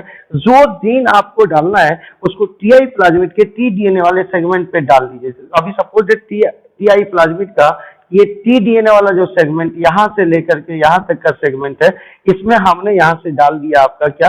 तो CRY1AC, CRY2AB या CRY1AB जो भी आप सोचिए वो जीन मैं यहाँ पे डाल दिया। ठीक है। अब इसको क्या करेंगे कि वेक्टर, इसको जो है ये जो वेक्टर मेरा है TI प्लाज्मिड, इसको हम लोग डालेंगे होस्ट के अंदर, और होस्ट जो होगा वो होगा एग्रोबैक्टरम टूमीफेसियंस। एग्रोबैक्टरम टूमीफेसियंस क्लियर हो गया। एग्रोबैक्टरम टूमीफेसियंस के अंदर डालेंगे, क्योंकि जब तक एग्रोबैक्टरम टूमीफेसियंस के अंदर इस प्लाज्मिड को नहीं डालेंगे तब तक ये tDNA में जो आप अपना डिजायर जीन डाले हो वो प्लांट के अंदर ट्रांसफर हो ही नहीं सकता। तो इसका मतलब कि इस tDNA वाला फ्रेगमेंट को ट्रांसफर करने के लिए हमको एग्रोबैक्टरम टूमीफेसियंस चाहिए। यदि आप इस प्लाज्मिड को एग्रोबैक्टरम टूमीफेसियंस के अंदर नहीं डालिएगा तो वो कभी भी प्लांट सेल में ट्रांसफर हो ही नहीं सकता। तो पहला तो काम करिए कि जिस जीन को डालना है, जैसे ये जीन X है, तो X जीन हम लोग किस फ्रेगमेंट पे डाल दिए? tDNA वाले सेगमेंट पे डाल दिए। उसके बाद इस प्लाज्मिड को डाल दिए किसके अंदर? एग्रोबैक्टरम टूमीफेसियंस के अंदर। तो अब ये प्लाज्मिड मेरा एग्रोबैक्टरम टूमीफेसियंस के अंदर आ गया, और एग्रोबैक्टरम टूमीफेसियंस को कैपेसिटी है कि ये जो tDNA वाला सेगमेंट है, इस tDNA वाले सेगमेंट को प्लांट के सेल के अंदर ले जाके DNA में इंसर्ट करने का एग्रोबैक्टरम टूमीफेसियंस के पास वो कैपेसिटी है। क्लियर हो गया। शॉर्ट में किया। अब यहाँ पे क्या होगा कि आप प्लांट का जो, जिस प्लांट को ट्रांसफॉर्म करना चाहते हैं, जिस प्लांट को ट्रांसजेनिक बनाना चाहते हैं, उस प्लांट का कैलस तैयार कर लीजिए, जो कि मैं आपको बताया था कि ऑक्सिन और साइटोकाइनिन रेशियो यदि आप इक्वल रखोगे तो यहाँ पे प्लांट का क्या होगा? कैलस डेवलप कर जाएगा। क्या डेवलप कर जाएगा? कैलस। अब कैलस कैसे डेवलप करता है? तो एक्सप्लांट हम लोग लेते हैं, आगे आपका आ रहा है प्लांट टिश्यू कल्चर हम लोग करेंगे स्टडीज में। तो वहां पे क्या होता है कि एक्सप्लांट लेते हैं। तो एक्सप्लांट का मतलब हो गया कि एक प्लांट है, ध्यान से सुनिएगा, एक प्लांट है, उसमें से प्लांट का कोई भी पार्ट आप क्या करोगे? यदि कट करके बाहर निकाल लेते हो तो उसको हम लोग बोलते हैं एक्सप्लांट। तो यहाँ पे मैं बताया था कि एक्स का मतलब होता है आउटसाइड, तो आउट में आप उसी को यूज कीजिए। ई एक्स का मतलब होता है आउटसाइड। तो प्लांट से क्या किए? किसी पार्ट को आउटसाइड किए, तो इसलिए उसको क्या बोलते हैं? एक्सप्लांट। क्लियर हो गया। तो प्लांट का किसी भी पार्ट को आप कट करके निकाल लिए बाहर, और निकालने के बाद क्या किए? उसको, उस एक्सप्लांट को न्यूट्रिएंट मीडियम में डाल दिए। न्यूट्रिएंट मीडियम में डाल दिए, यानी उस प्लांट का जो भोजन है उस भोजन का मीडियम बनाया हुआ उस मीडियम में डाल दिए, और इसमें हार्मोन, जो फाइटो हार्मोन है, वो ऑक्सिन बाई साइटोकाइनिन का रेशियो 1 रखा है। ऑक्सिन बाई साइटोकाइनिन का रेशियो 1 रखा। तो ये 1 तभी होगा जब ऑक्सिन और साइटोकाइनिन सेम अमाउंट में होगा। यदि ऑक्सिन और साइटोकाइनिन सेम अमाउंट में नहीं होगा तो ये वैल्यू कभी 1 नहीं हो सकता। तो जैसे ही यहाँ पे आप क्या करोगे, एक्सप्लांट को वॉश वगैरह करके प्रॉपरली वॉश, आगे हम जब मैकेनिज्म बताएंगे कि किस तरीके से ये होगा, इसको प्रॉपरली वॉश करके यदि छोटे पीस में काट करके यहाँ पे डाल दोगे तो ये इस तरीके से क्या होगा, इस एक्सप्लांट में सेल डिवीजन चालू होगी और माइटोसिस होगा। सेल डिवीजन में क्या होगा, माइटोसिस होगा। और सेल डिवीजन चालू होने से क्या होगा, एक सेल का ग्रुप आएगा जिसके पास डिवाइडिंग कैपेसिटी होगा और वो मेस्टमेटिक सेल होगा और उस ग्रुप को हम लोग बोलते हैं कैलस। कैलस ये तभी संभव है जब न्यूट्रिएंट मीडियम में ऑक्सीजन बाय साइटोकाइनिन का रेशियो 1 होना चाहिए, यानी दोनों ऑक्सीजन और साइटोकाइनिन का अमाउंट इक्वल होगा, तभी जाकर के क्या होगा, कैलस का फॉर्मेशन होगा। क्लियर हो गया। अब ये जो कैलस बना है तो इसी कैलस को क्या कीजिए, ये जो आप एग्रोबैक्टम ट्रांसजेनिक, ये आपका रिकॉम्बिनेंट एग्रोबैक्टम टुमिफेसियन बना है, इससे इसको इन्फेक्ट करवा दीजिए। इस कैलस को यदि आप इन्फेक्ट करवा दीजिएगा, इस कैलस को यदि आप इन्फेक्ट करवा दीजिएगा तो इन्फेक्ट करने के बाद क्या होगा कि टीडीएनए में जो आपका जीन एक्स है वो इस प्लांट सेल के अंदर चला जाएगा। क्लियर हो गया। और अब प्रत्येक सेल से आप एक एक प्लांट बना सकते हो और जो भी प्लांट बनेगा उसमें आपका ये जो एक्स जीन है वो एक्स जीन उस प्लांट के अंदर चला जाए। तो पहला काम करना है कि किसी भी प्लांट में यदि आपको ट्रांसजेनिक करना है तो पहला काम करना है कि टीआई प्लाज्मिड लेना है और टीडीएनए वाला जो फ्रेगमेंट है उस फ्रेगमेंट में आपको जीन को इंसर्ट करवा देना। तो आप जीन इंसर्ट करवा दोगे, उसके बाद क्या होगा, उस प्लाज्मिड को ट्रांसफॉर्मेशन कर दोगे। उस प्लाज्मिड का क्या करोगे, ट्रांसफॉर्मेशन, यानी उस प्लाज्मिड को क्या करोगे कि बैक्टीरिया के अंदर ट्रांसफॉर्मेशन, यानी बैक्टीरिया को ट्रांसफॉर्मेशन करोगे उस प्लाज्मिड से। क्लियर हो गया। तो यहाँ पे ट्रांसफॉर्मेशन स्टेप होगा। लेकिन इस टीआई प्लाज्मिड का एक ही बैक्टीरिया होगा जिसका नाम है एग्रोबैक्टम टुमिफेसियन। तो जब यहाँ पे क्या होगा, इस बैक्टीरिया का ट्रांसफॉर्मेशन हो जाएगा, तब जिस प्लांट को आपको बनाना है ट्रांसजेनिक, जिस प्लांट में आपको जीन डालना है उसका कैलस ले लीजिए और उस बैक्टीरिया से इन्फेक्ट कर दीजिए। तो उस प्लांट के सेल के अंदर आपका ये जो टीडीएनए वाला जीन है वो चला जाएगा और जो जीन आप प्लांट के अंदर भेजना चाहते थे वो आपके प्लांट के अंदर इंसर्ट कर जाएगा और उससे जो प्लांट डेवलप करेगा तो उसमें आपका जीन एक्सप्रेस करेगा। ये एकदम बड़ा सिंपल मेथड। इसको एक बार दो बार आप अपने से भी देख लीजिएगा, मैं 2 बार 3 बार बोल दिया। तो यहाँ पे ये कॉन्सेप्ट है। यदि इसी टीडीएनए में यदि क्रायो-1 AC का जीन यदि हम लोग डालें और उसके बाद उस टीआई प्लाज्मिड को एग्रोबैक्टम टुमिफेसियन के अंदर डाल दें और फिर यहाँ जो ये कैलस है, ये कैलस यदि ब्रिंजल का है और ब्रिंजल या कॉटन का ये कैलस हमने बनाया कॉटन प्लांट का, तो उसके बाद यदि हम इसको इन्फेक्ट करेंगे और वो जो फिर कॉटन का जो प्लांट बनेगा वो बीटी कॉटन हो जाएगा। कोई डाउट नहीं। तो इसको एकदम क्लियर करके रखें। प्लांट के केस में 2 चीज आप याद रखिएगा कि यदि प्लांट के अंदर जीन को भेजना है तो वेक्टर टीआई प्लाज्मिड होगा और होस्ट जो होगा यानी बैक्टीरिया जो होगा एग्रोबैक्टम टुमिफेसियन, क्योंकि टीडीएनए का फ्रेगमेंट प्लाज्मिड से अपने आप कट करके प्लांट के अंदर नहीं जा सकता, उसको काट करके भेजने वाला है एग्रोबैक्टम टुमिफेसियन। तो यदि आपको बोलेगा कि टीडीएनए का जो फ्रेगमेंट है वो उसको काट करके कौन भेजेगा, तो एग्रोबैक्टम टुमिफेसियन भेजेगा। कोई डाउट नहीं है इसमें। तो इसको एकदम कॉन्सेप्ट को क्लियर करके रखिएगा। अब आगे आते हैं हम लोग, ध्यान से सुनिएगा।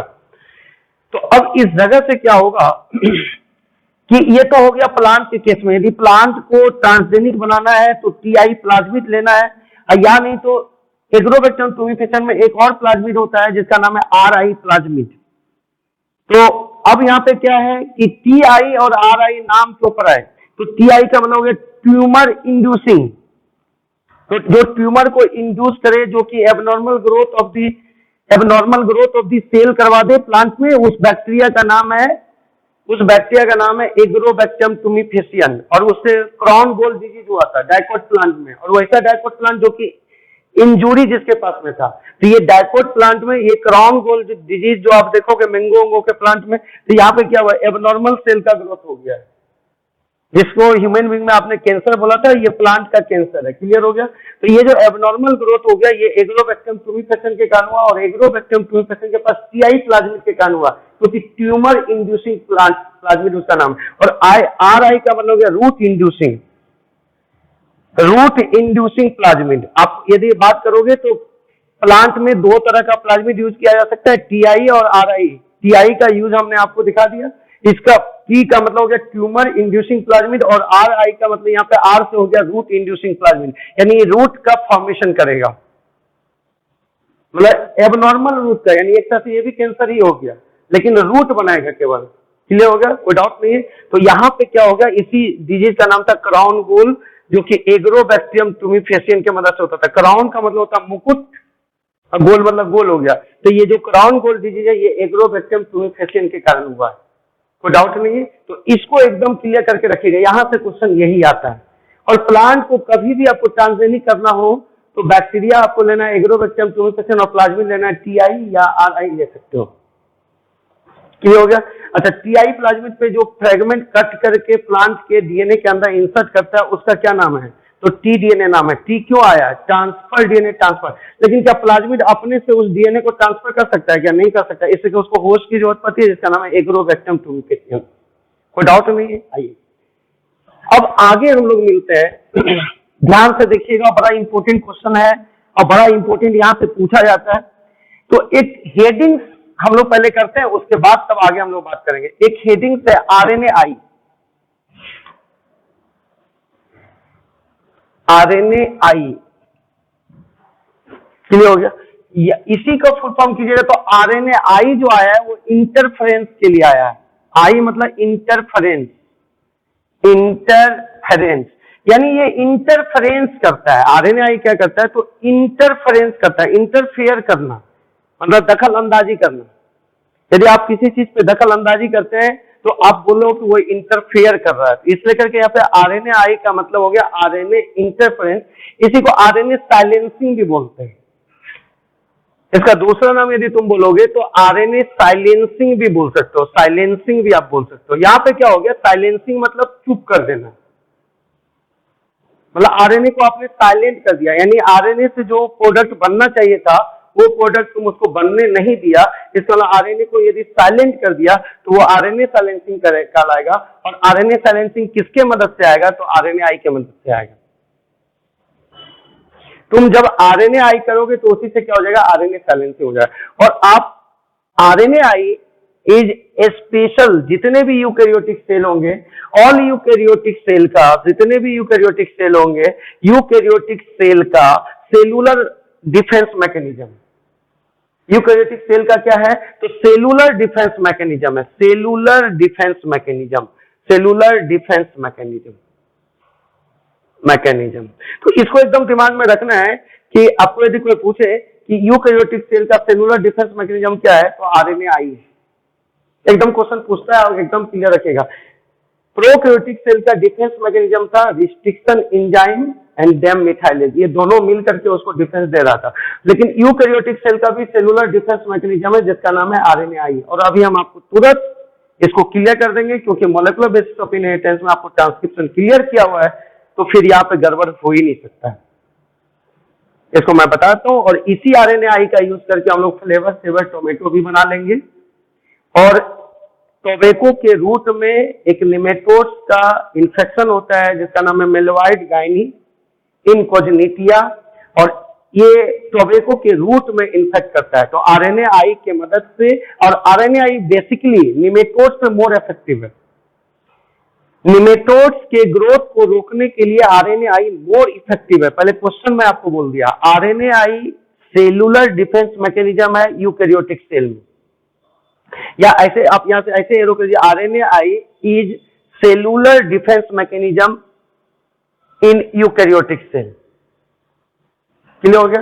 तो ऐसे आया RNAi is cellular defence mechanism in eukaryotic cell. तो आपको पूछे कि यूकैरियोटिक सेल का सेलुलर डिफेंस मैकेनिज्म क्या है, तो आरएनए-आई है। और आरएनए-आई के कारण क्या आ जाएगा, तो आरएनए साइलेंसिंग आ जाएगा। आरएनए-आई इंटरफेयर से क्या किया जाएगा, दखल अंदाजी करके उस काम को क्या किया जाएगा, रोक दिया जाएगा। तो उसके कारण क्या होगा, आरएनए साइलेंसिंग हो जाएगा।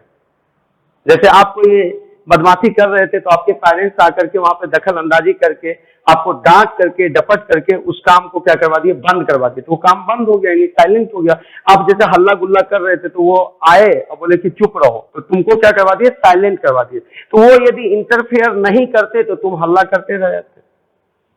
तो तुम्हारे हल्ला को चुप करने के लिए तुम्हारे जब पेरेंट्स आए तो वो इंटरफेयर किए कि हल्ला क्यों कर रहे हो, तो तुम उसका क्या किए, साइलेंट हो गए। तो उसी को बोलते हैं आरएनए साइलेंसिंग। यदि आरएनए इंटरफेयर से यदि कोई साइलेंसिंग होगा तो उसका नाम होगा आरएनए साइलेंसिंग। क्लियर हो गया? अब ये काम कैसे करता है? बड़ा सिंपल है, क्योंकि आप पढ़ रखे हैं इससे करके आपके लिए ये बहुत आसान है। ध्यान से देखिए कैसे हम इसको ले आते डिटेलिंग से। मैं आपको पढ़ाया था ट्रांसक्रिप्शन, और उस ट्रांसक्रिप्शन में जो मैं पढ़ा रहा था, तो उस ट्रांसक्रिप्शन में मैं पढ़ाया था कि ट्रांसक्रिप्शन का यूनिट क्या होगा, ट्रांसक्रिप्शनल यूनिट। तो मैं बोला था कि ट्रांसक्रिप्शनल यूनिट में 3 चीजें आपकी होगी। ध्यान से देखिएगा, ट्रांसक्रिप्शनल यूनिट में 3 चीजें होगी। वहां पे मैं पढ़ा रखा हूं, लेकिन फिर यहाँ पे थोड़ा सा बता देता हूं, लेकिन वहां पे आप देख लीजिएगा। वो 3 ट्रांसक्रिप्शनल यूनिट में वो जो 3 चीजें होगी वो क्या होगा? तो पहला होगा प्रमोटर, जो अप इस रीजन पे होगा और डीएनए पे ही प्रेजेंट होगा, और डीएनए जो होगा डबल स्ट्रैंड होता है, तो 5 प्राइम टू 3 प्राइम और 3 prime to 5 prime anti parallel हो गया। तो पहला होगा प्रमोटर। फिर आपका स्ट्रक्चरल जीन होगा। यदि वो जीन एमआरएनए बना रहा होगा और उससे प्रोटीन बनेगा तो वो सिस्टोन कहला सकता है, सिस्टोन कहलाएगा। और यदि आरएनए बना रहा है, चाहे वो आरआरएनए हो जाए, चाहे टीआरएनए हो जाए या एमआरएनए हो जाए, तो आप उसको स्ट्रक्चरल जीन बोल सकते हो। लेकिन एमआरएनए के लिए स्पेशली आप सिस्टोन का यूज कर सकते हो। आरआरएनए यदि जीन बनाएगा तो भी स्ट्रक्चरल जीन होगा, एमआरएनए बनाएगा तो भी स्ट्रक्चरल जीन होगा, और टीआरएनए बनाएगा तो भी स्ट्रक्चरल जीन होगा। लेकिन जो एमआरएनए बनेगा उसके लिए आप सिस्टोन यूज कर सकते हो, क्योंकि एमआरएनए प्रोटीन के फॉर्मेशन में इन्वॉल्व हो जाए। यानी प्रोटीन बनाने वाले जीन के लिए हम लोग सिस्टोन स्पेशली यूज कर सकते हैं। क्लियर हो गया? तो अब यहाँ पे आपका हो गया स्ट्रक्चरल जीन, ये आपका हो गया स्ट्रक्चरल जीन। और इधर लास्ट में आपका होता था स्ट्रक्चरल जीन के बाद आपका लास्ट में होता था टर्मिनेटर, ये हो गया टर्मिनेटर। तो ये हो गया आपका ये स्ट्रक्चरल, शॉर्ट में लिखा, आप ध्यान से देख लीजिएगा स्ट्रक्चरल जीन। तो अब आपके पास में क्या हो गया कि ट्रांसक्रिप्शनल यूनिट मिल गया। क्लियर? तो ये हो गया प्रमोटर, ये हो गया स्ट्रक्चरल जीन, ये हो गया टर्मिनेटर। ठीक है, मैं स्ट्रक्चरल जीन का कुछ सीक्वेंस लिख रहा हूं। ठीक है, स्ट्रक्चरल जीन का जो सीक्वेंस लिख रहा हूं, तो एक स्टैंड पे मान लो कि सीक्वेंस है ए टी सी जी, ज्यादा बड़ा नहीं करूंगा। तो दूसरा इसका जो कॉम्प्लीमेंट्री होगा, तो उसका कॉम्प्लीमेंट्री क्या होगा? ए का कॉम्प्लीमेंट्री टी हो जाएगा, टी का कॉम्प्लीमेंट्री ए हो जाएगा, सी का कॉम्प्लीमेंट्री जी हो जाएगा, और जी का कॉम्प्लीमेंट्री सी हो जाएगा। इसमें कोई दिक्कत नहीं। अब क्या होगा कि यदि इस ट्रांसक्रिप्शनल यूनिट से, जिस प्रमोटर, स्ट्रक्चरल एंड टर्मिनेटर तीनों को मिलाकर के ट्रांसक्रिप्शनल यूनिट बोलते हैं, इस ट्रांसक्रिप्शनल यूनिट से यदि मेरे को आरएनए बनाना है, एमआरएनए बनाना है, तो इसका मतलब होगा कि प्रमोटर रीजन पे आरएनए पॉलीमरेज बाइंड करेगा। कौन बाइंड करेगा? RNA polymerase.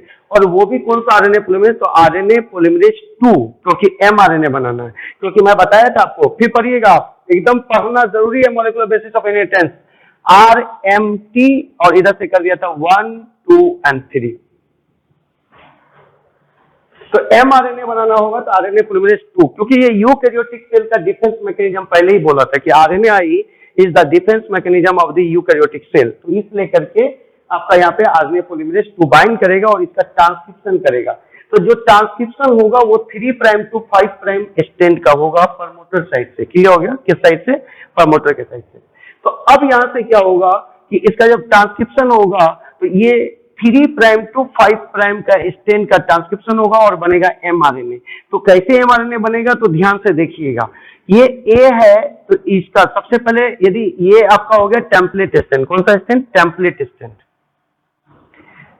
ये आपका हो गया टेम्पलेट स्टैंड, यानी जिसका कॉम्प्लीमेंट्री आप बनाओगे आरएनए स्टैंड, जिस स्टैंड का कॉम्प्लीमेंट्री करके एमआरएनए बनाओगे वो स्टैंड कहलाएगा टेम्पलेट स्टैंड, और उसके ऊपर वाला जो कहलाएगा वो नॉन टेम्पलेट स्टैंड हो जाएगा। और नॉन टेम्पलेट को कोडिंग स्टैंड भी बोलेंगे, ये आप देख लीजिएगा उसमें।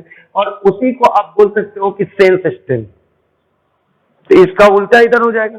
तो यहाँ पे हम लोग ये टेम्पलेट स्टैंड से जब आरएनए बनाएंगे, एमआरएनए बनाएंगे या आरएनए बनाएंगे, तो सारी चीज उल्टा होंगे। जैसे यहाँ 3 प्राइम लिखा होता है, इस एमआरएनए पे यहाँ पे 5 प्राइम लिखाएगा, और इधर 5 प्राइम लिखा होता है, इधर 3 प्राइम लिखाएगा, और इसका कॉम्प्लीमेंट्री आएगा। ए है तो टी आना चाहिए, लेकिन आरएनए पे टी नहीं आता, तो इसमें करके यू आ जाएगा।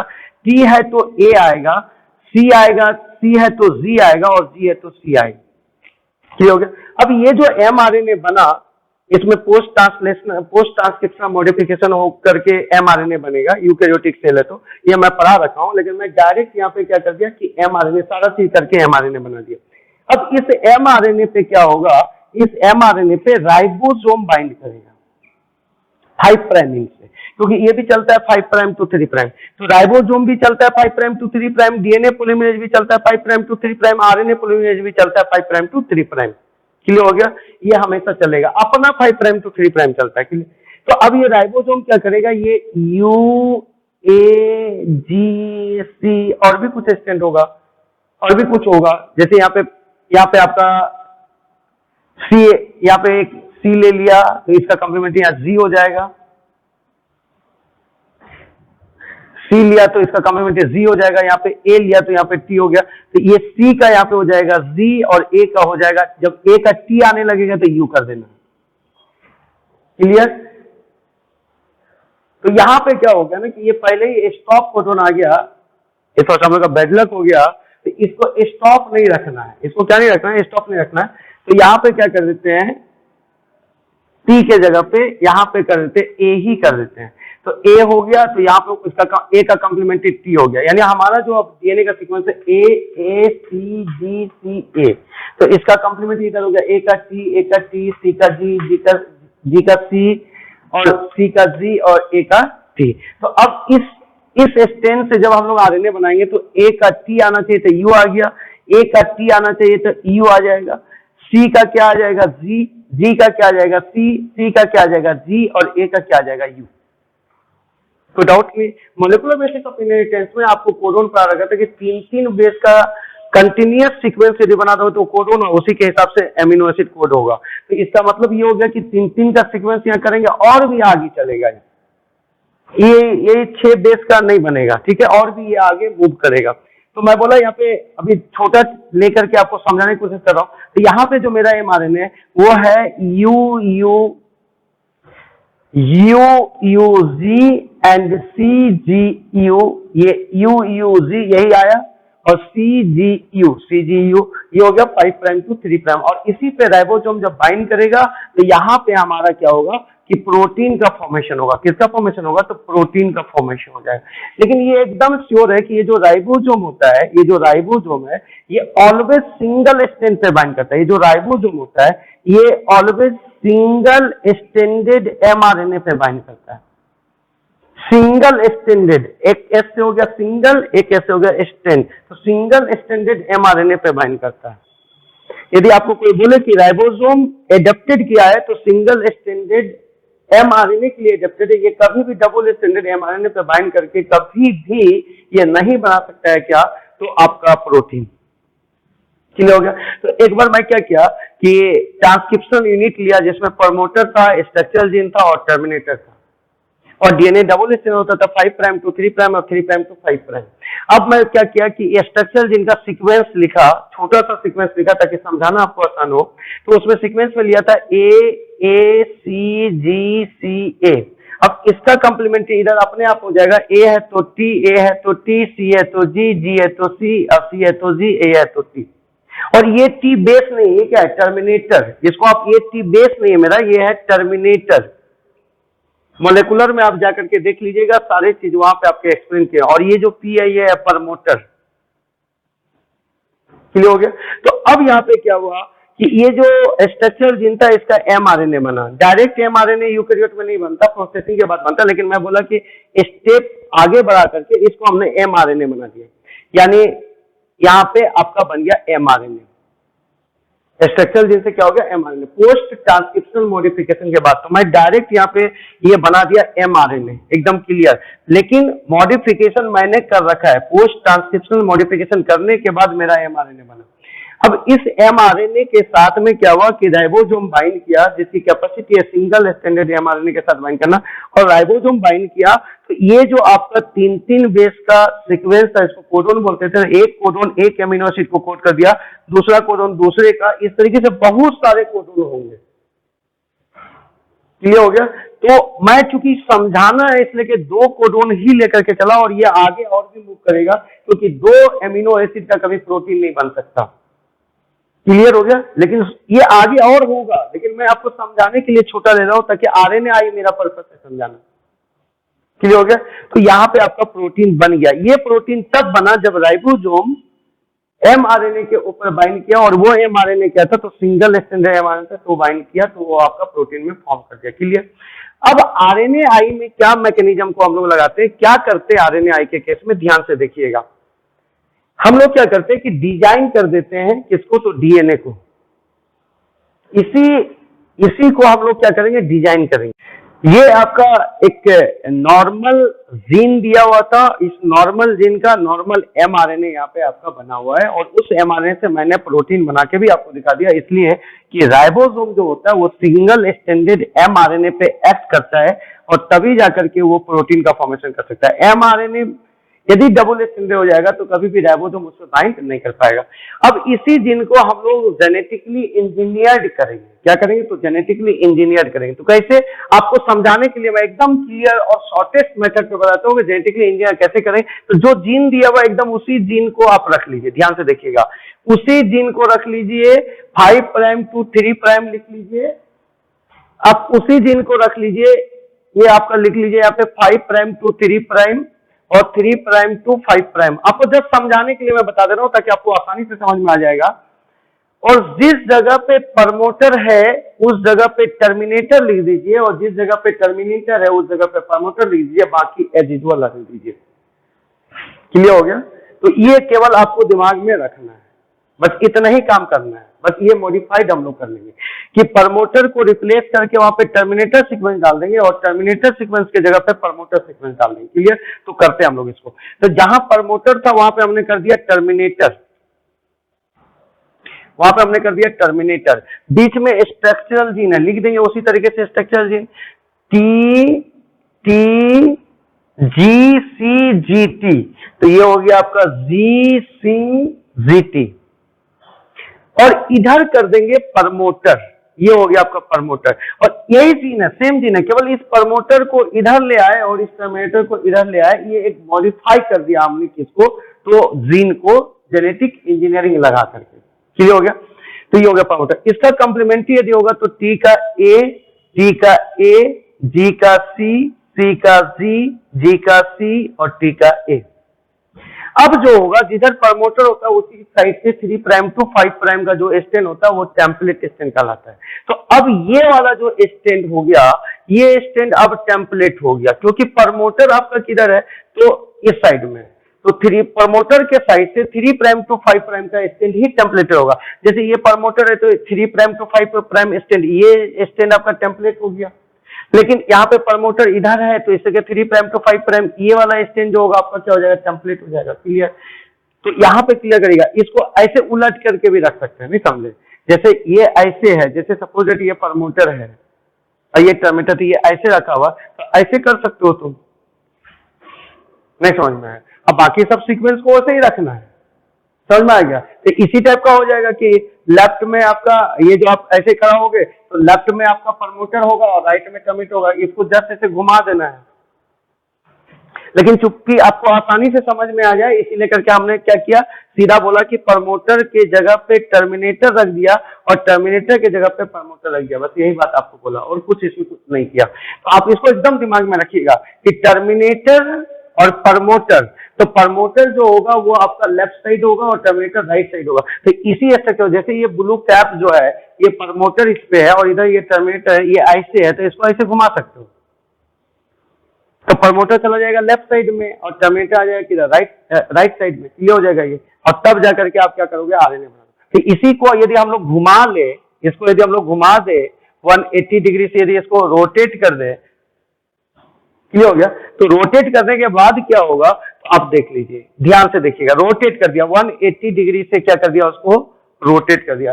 360 से नहीं, 360 से करें तो जैसा था वैसे ही हो जाएगा, लेकिन 180 से इसको क्या कर दिया, घुमा दिया। ठीक है। तो घुमाने के बाद क्या हो गया, इधर हो गया, यहाँ पे प्रमोटर हो गया, इधर आप टर्मिनेटर हो जाएगा। जब आप 180 से इसको रोटेट करोगे तो ये चला जाएगा ऐसे ऐसे। यदि ये प्रमोटर यहाँ पे, ये ब्लू कैप प्रमोटर, ये टर्मिनेटर ऐसे है, तो इसको 180 से घुमा होता है, ऐसे घुमा देते, ये चला गया उधर, ये आ गया इधर। क्लियर हो गया, और सीक्वेंस को फिर पुट करेंगे। तो ये आपका जो सीक्वेंस पुट होगा तो एकदम क्लियर पुट कीजिएगा। ये प्रमोटर है, ये प्रमोटर है, तो इसके नीचे पे प्रमोटर साइड से क्या है, तो ए है प्रमोटर साइड से, फिर सी है, फिर जी है, फिर सी है, फिर ए है, फिर ए है, और ऊपर वाले स्टैंड में प्रमोटर साइड से लिख रहे हैं, प्रमोटर साइड से, तो प्रमोटर के सटे हुए टी और या इसी का कॉम्प्लीमेंट्री कर दीजिए, तो सी का जी का सी का जी, ए का टी, देखिए यही सीक्वेंस आ गया इस पे। आगे आपको क्लियर हो गया, कोई डाउट नहीं है। अब जाकर के इसका क्या करेंगे, एमआरएनए का फॉर्मेशन करेंगे, और डायरेक्शन एकदम सेम ही हुआ। अब ये क्या हो गया, ये खाली ऐसे उलट दिए, तो उलट दिए तो उधर गया, तो इधर ऊपर वाला स्टैंड में यहाँ पे 3 प्राइम हो गया, इधर हो गया 5 प्राइम, और केवल 180 से ऐसे उल्टे हैं, तो ऊपर वाला चीज ऊपर ही है और नीचे वाला स्टैंड नीचे ही है। तो ऊपर वाला प्रमोटर साइड पे क्या है, 3 प्राइम है, और इधर क्या है 5 प्राइम है, तो 3 प्राइम लिख दिया और इधर 5 प्राइम हो गया। टर्मिनेटर टी के तरफ 3 प्राइम है, तो टी के तरफ 3 प्राइम लिख दिया, और पी के तरफ ये नीचे वाला स्टैंड में क्या है 5 प्राइम। मतलब उल्टा तो ऐसा उल्टा कि नीचे वाला स्टैंड नीचे ही रह गया और ऊपर वाला स्टैंड ऊपर ही रह गया, और उसके हिसाब से क्या किया कि आपने लिख दिया है, कोई डाउट नहीं है। अब क्या करिए कि यहाँ पे जो आपका टेम्पलेट स्टैंड होगा, तो टेम्पलेट स्टैंड के लिए बताया था कि प्रमोटर से 3 प्राइम टू 5 प्राइम का जो सीक्वेंस होगा, टर्मिनेट प्रमोटर जो होगा उस तरफ से 3 प्राइम टू 5 प्राइम स्टैंड जो होगा वो टेम्पलेट स्टैंड होगा। तो ये जो स्टैंड आपका हो गया, ये स्टैंड आपका हो गया टेम्पलेट का स्टैंड। अब इस टेम्पलेट का आप क्या करोगे, एमआरएनए बनाओगे, टेम्पलेट का एमआरएनए बनाओगे, तो 3 प्राइम का कंप्लीमेंट जो स्टैंड होगा उल्टा हो जाएगा, तो 3 प्राइम है तो यहाँ पे एमआरएनए में 5 प्राइम हो जाएगा, और टी है तो ए आएगा, और जी है तो सी आएगा, सी है तो जी आएगा, जी है तो सी आएगा, और टी है तो यू आएगा, टी है तो यू आएगा, और ये हो जाएगा 3 प्राइम। टी है तो यू आएगा, नहीं क्या आएगा, ए आएगा, क्योंकि कंप्लीमेंट्री बोल रहे हो, इसका ये टेम्पलेट स्टैंड है, इससे कि टी है तो ए आएगा और फिर टी है तो ए आएगा, कंप्लीमेंट्री करना है, तो टी है तो ए आया, जी है तो सी आया, सी है तो जी आया, जी है तो सी आया, टी है तो ए आया, टी है तो ए आया। अब ये आपका बन गया एमआरएनए। तो आपने क्या किया है, एकदम सिंपल करने का तरीका आपको बताया। सिंपली हम इसको जेनेटिक इंजीनियरिंग के मदद से, जेनेटिक इंजीनियरिंग की मदद से जहां पे टर्मिनेटर है वहां पे प्रमोटर सीक्वेंस डाल देंगे, और जहां पे प्रमोटर है वहां पे टर्मिनेटर सीक्वेंस डाल देंगे। पर इसी जीन को उठा के यहाँ पे वैसे पहले कर दिया, जहां प्रमोटर था वहां पे टर्मिनेटर लिख दिया, और जहां पे टर्मिनेटर था वहां पे प्रमोटर लिख दिया, बाकी सब सेम रहने दिए।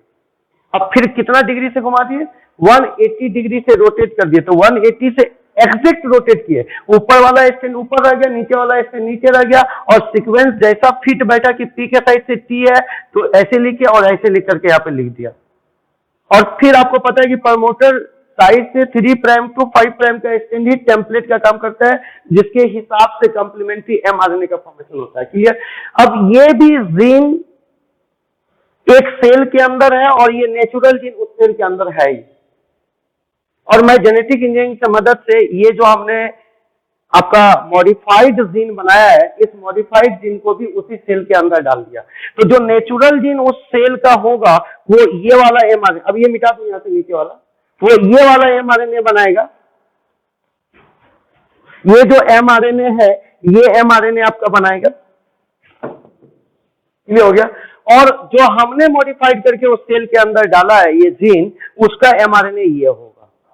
अब ये एमआरएनए, ये जो एमआरएनए बना है, जो मॉडिफाइड एमआरएनए है, इसको आप बोल सकते हो मॉडिफाइड एमआरएनए, मॉडिफाइड एमआरएनए, क्योंकि हमने नॉन टेम्पलेट इसमें जो था उस नॉन टेम्पलेट को टेम्पलेट में बदल दिया। यहां पे नॉन टेम्पलेट का जो सीक्वेंस था उस नॉन टेम्पलेट को यहां पे हमने टेम्पलेट बना दिया। क्लियर हो गया। तो इसका नॉन टेम्पलेट हमारे डिजाइंड या मॉडिफाइड जीन में टेम्पलेट हो गया। क्लियर हो गया। और इस नेचुरल जीन का जो टेम्पलेट स्टैंड था वो मेरे डिजाइन जीन में वो क्या हो गया, नॉन टेम्पलेट हो गया। क्लियर हो गया, वो नॉन टेम्पलेट। तो इस तरीके से ये मेरा मॉडिफाइड एमआरएनए बना, और ये मॉडिफाइड एमआरएनए और नेचुरल एमआरएनए एक दूसरे का कंप्लीमेंट्री कॉपी है। ध्यान से देखिए कैसे कंप्लीमेंट्री है कि ये एमआरएनए यदि आप लोगे, यहां देखिए कैसे होगा, 5 प्राइम से U U G C G U 3 prime. Clear हो गया। कंप्लीमेंट्री कॉपी का मतलब हो गया उल्टा होना चाहिए, तो उसका 3 प्राइम के साइड से वो जो एमआरएनए होगा उसका 3 प्राइम के साइड से सीक्वेंस उसमें आना चाहिए। मुझे अभी मैं नहीं देख रहा हूं, उसका सीक्वेंस आना चाहिए। यू है तो ए आना चाहिए, यू है तो ए आना चाहिए, जी है तो सी आना चाहिए, सी है तो जी आना चाहिए, जी है तो सी आना चाहिए, यू है तो ए आना चाहिए, और ये होना चाहिए 5 प्राइम। अब देखते हैं उसका सीक्वेंस 3 प्राइम टू 5 प्राइम वो बनता है कि नहीं। तो 3 प्राइम यहां हो गया इस एमआरएनए का। अब 3 प्राइम पे ए है, 3 प्राइम पे ए है, फिर ए है तो फिर ए है, फिर सी है तो यहाँ पे सी है, जी है तो यहाँ पे जी है, फिर यहाँ सी है तो यहाँ सी है, और फिर यहाँ ए है तो यहाँ ए है। तो इसका मतलब क्या हो गया, ये एमआरएनए और ये एमआरएनए एक दूसरे का कंप्लीमेंट्री कॉपी हो गया, कंप्लीमेंट्री कॉपी हो गया। इसलिए करके ये जो एमआरएनए बना ये डबल स्ट्रैंडेड एमआरएनए बन गया, डबल स्ट्रैंडेड एमआरएनए, जो कि ट्रांसलेशन में पार्टिसिपेट नहीं करेगा, जिससे ट्रांसलेशन नहीं होगा। यानी ये जो डबल स्टैंडर्ड एमआरएनए बना, इसको एकदम क्लियर रखिएगा, ये जो डबल स्टैंडर्ड एमआरएनए हुआ ये ट्रांसलेशन में इन्वॉल्व नहीं होगा, इससे ट्रांसलेशन नहीं हो सकता, नो ट्रांसलेशन। क्योंकि राइबोसोम जो है वो आपका एडेप्टेड किस स्ट्रैंड के लिए, सिंगल स्ट्रैंड के लिए। वो सिंगल स्ट्रैंड मिलेगा तभी जाकर के आपका क्या होगा कि प्रोटीन का फॉर्मेशन होगा। यदि सिंगल स्ट्रैंड नहीं मिलेगा तो प्रोटीन का फॉर्मेशन नहीं होगा। इस जगह पे मैं एक बार फिर से आपको बोल दे रहा हूं, आप इसको पकड़िएगा, एकदम क्लियर करिएगा कि मैं जो आपका जीन था नेचुरल जीन, उसी नेचुरल जीन को रख लिया गया। जब हमने इसको क्या करना शुरू किया, मॉडिफाई करना शुरू किया, केवल जहां पे टर्मिनेटर सीक्वेंस था वहां पे प्रमोटर सीक्वेंस लगा दिया, जहां पे प्रमोटर सीक्वेंस था वहां पे टर्मिनेटर सीक्वेंस। तो इस तरीके से यही जीन एग्जैक्ट यही रह गया, लेकिन टी के जगह पे टी लिखा गया और टी के जगह पे पी लिखा गया, बाकी कोई चेंजिंग नहीं है। आप देखिए यहाँ पे टी है तो यहाँ भी टी है, यहाँ टी है तो यहाँ भी टी है, यहाँ जी है तो यहाँ भी जी है, यहाँ सी है तो यहाँ भी सी है, यहाँ जी है तो यहाँ भी जी है, और यहाँ टी है तो यहाँ भी टी है, यहाँ 5 प्राइम है तो यहाँ भी 5 प्राइम है, यहाँ 3 प्राइम है तो यहाँ कोई चेंजिंग नहीं हुआ है इसमें और इसमें। केवल प्रमोटर सीक्वेंस की जगह पे टर्मिनेटर सीक्वेंस लिख दिया और टर्मिनेटर सीक्वेंस की जगह पे प्रमोटर, बाकी सब एज यूजुअल। और उसके बाद 180 डिग्री से घुमा दिया ताकि प्रमोटर लेफ्ट साइड में चला जाए और टर्मिनेटर राइट साइड में चला जाए। क्या बोले कि क्यों घुमा दिए 180 से, ताकि प्रमोटर चला जाए लेफ्ट साइड में, आप इसके सामने खड़ा हो जाइए और इधर वाला हाथ आपका लेफ्ट है तो प्रमोटर लेफ्ट चला गया, इधर चला गया टर्मिनेटर कहां चला गया, तो आपका राइट चला गया।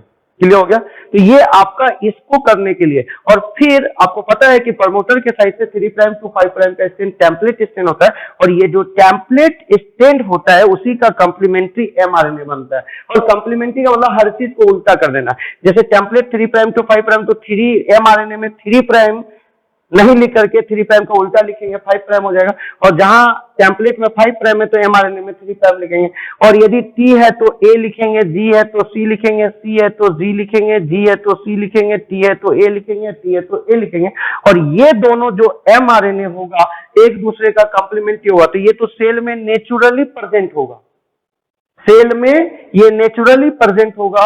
और मॉडिफाइड किया है हमने ये, और मॉडिफाइड एमआरएनए और नेचुरल एमआरएनए एक दूसरे का कंप्लीमेंट्री हुआ, इससे कि दोनों मिलकर के डबल स्टैंडर्ड हो गया। और जब दोनों मिलकर डबल स्टैंडर्ड हो गया तो यहाँ पे क्या हुआ, ये जो नेचुरल एमआरएनए था जिसका प्रोडक्ट प्रोटीन बनना था वो नहीं बन पाया, इस लेकर के क्या हो गया, यहाँ पे ये जीन का एक्सप्रेशन बंद हो गया।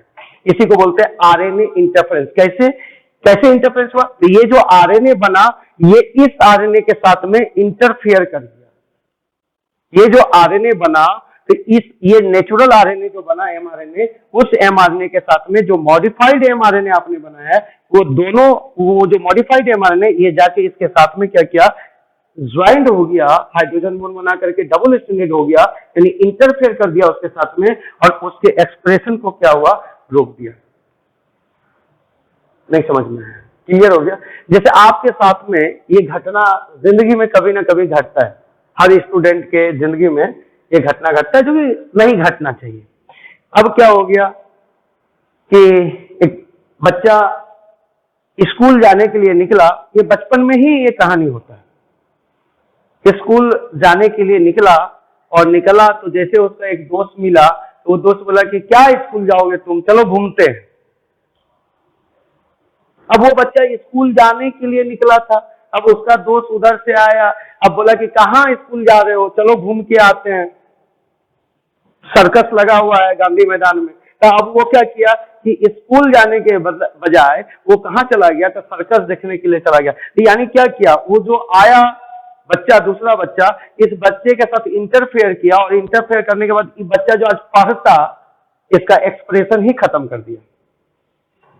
वो बच्चा भी खुद नहीं पढ़ा, वो भी बच्चा स्कूल ही जा रहा था और ये भी बच्चा स्कूल जा रहा था, लेकिन ये बच्चा इसको कन्विंस कर दिया कि स्कूल क्या जा रहा है, चलो सर्कस देख के आते हैं।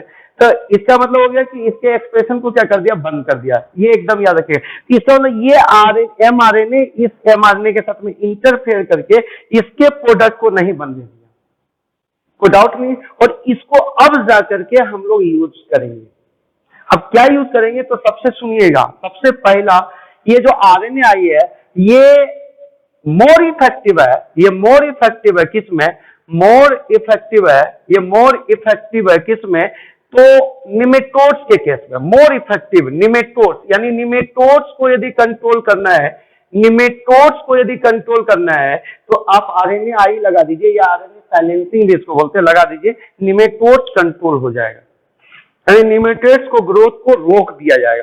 क्योंकि अब क्या होगा कि निमेटोड्स का जो ओरिजिनल जीन होगा, जो नेचुरल जीन होगा, उसी जीन का हम लोग क्या करेंगे, मॉडिफाइड जीन बना लेंगे।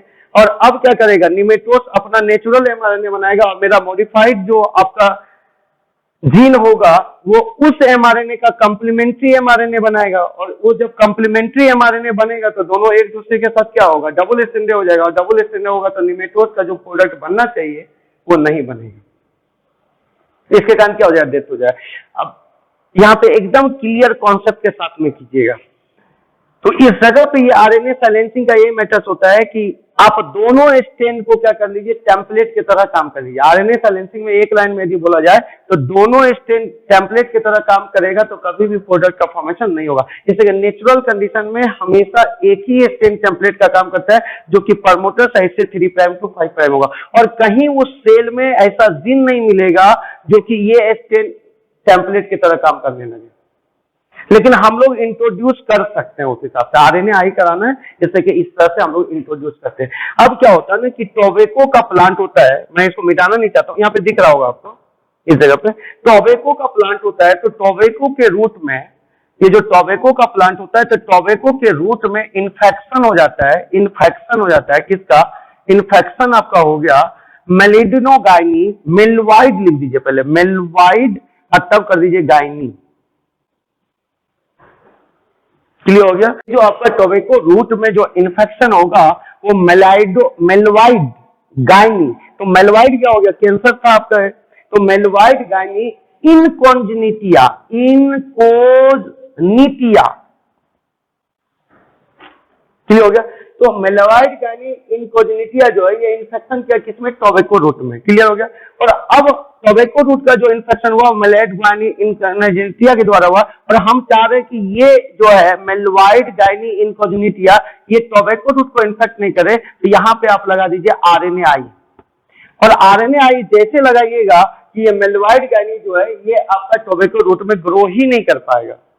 ये जो मेलवाइड गाइनी है ये टोबैको रूट में ग्रो नहीं कर पाएगा। तो ये जो मेलवाइड गाइनी इनकोजनिटिया है ये RNA आई के मदद से इसको कंट्रोल किया जाता है। और मेनली RNA आई जो होता है निमेटोड्स को कंट्रोल करता है। किसको कंट्रोल करता है, निमेटोड्स को कंट्रोल करता है। नेमेटी हेलमिंथिस के अंदर निमेटोड्स आपका हो गया, तो उसको कंट्रोल करता है। क्लियर, ये आपका होगा। एक और एप्लीकेशन हम लोग करते हैं, क्लियर यहाँ पे। तो पहला ये आप दिमाग में रखिएगा, NCERT का लाइन है कि टोबैको रूट का जो इन्फेक्शन है वो किसके द्वारा हुआ, मेलवाइड गाइनी इनकोजनिटिया। और इसको कंट्रोल किससे किए, तो इसको कंट्रोल कर लिए किससे, तो RNA आई के मदद से। इसको कंट्रोल कर लिया RNA आई के मदद से, कोई डाउट नहीं है। नेक्स्ट स्टेप में आइए, किसी का RNA आई का यूज करते हैं आपका। अभी सपोज दैट ये एकदम मेलवाइड गाइनी कंजोनिटिया एकदम दिमाग में रखिएगा और ये भी याद रखिएगा कि आरएनए मोर इफेक्टिव, यहां लिखा हुआ है मोर इफेक्टिव इन निमेटोड्स, यानी निमेटोड के नंबर को कंट्रोल करने के लिए आरएनए का बड़ा इंपॉर्टेंट रोल होता है। क्लियर हो गया? अब यहां पे सपोज दैट ये जो स्ट्रक्चरल जीन है ये पॉलीगैलेक्टोर्नेज एंजाइम का है। किस एंजाइम का है? पॉलीगैलेक्टोर्नेज एंजाइम का है, पॉलीगैलेक्टोर्नेज एंजाइम का जीन। क्लियर हो गया? ये पॉलीगैलेक्टोर्नेज एंजाइम का जीन है और नेचुरल जीन है। इधर वाला जो आप लिख रहे हो ये नेचुरल है और इधर वाला जो हम लोग बनाए ये मॉडिफाइड है, मॉडिफाइड जीन।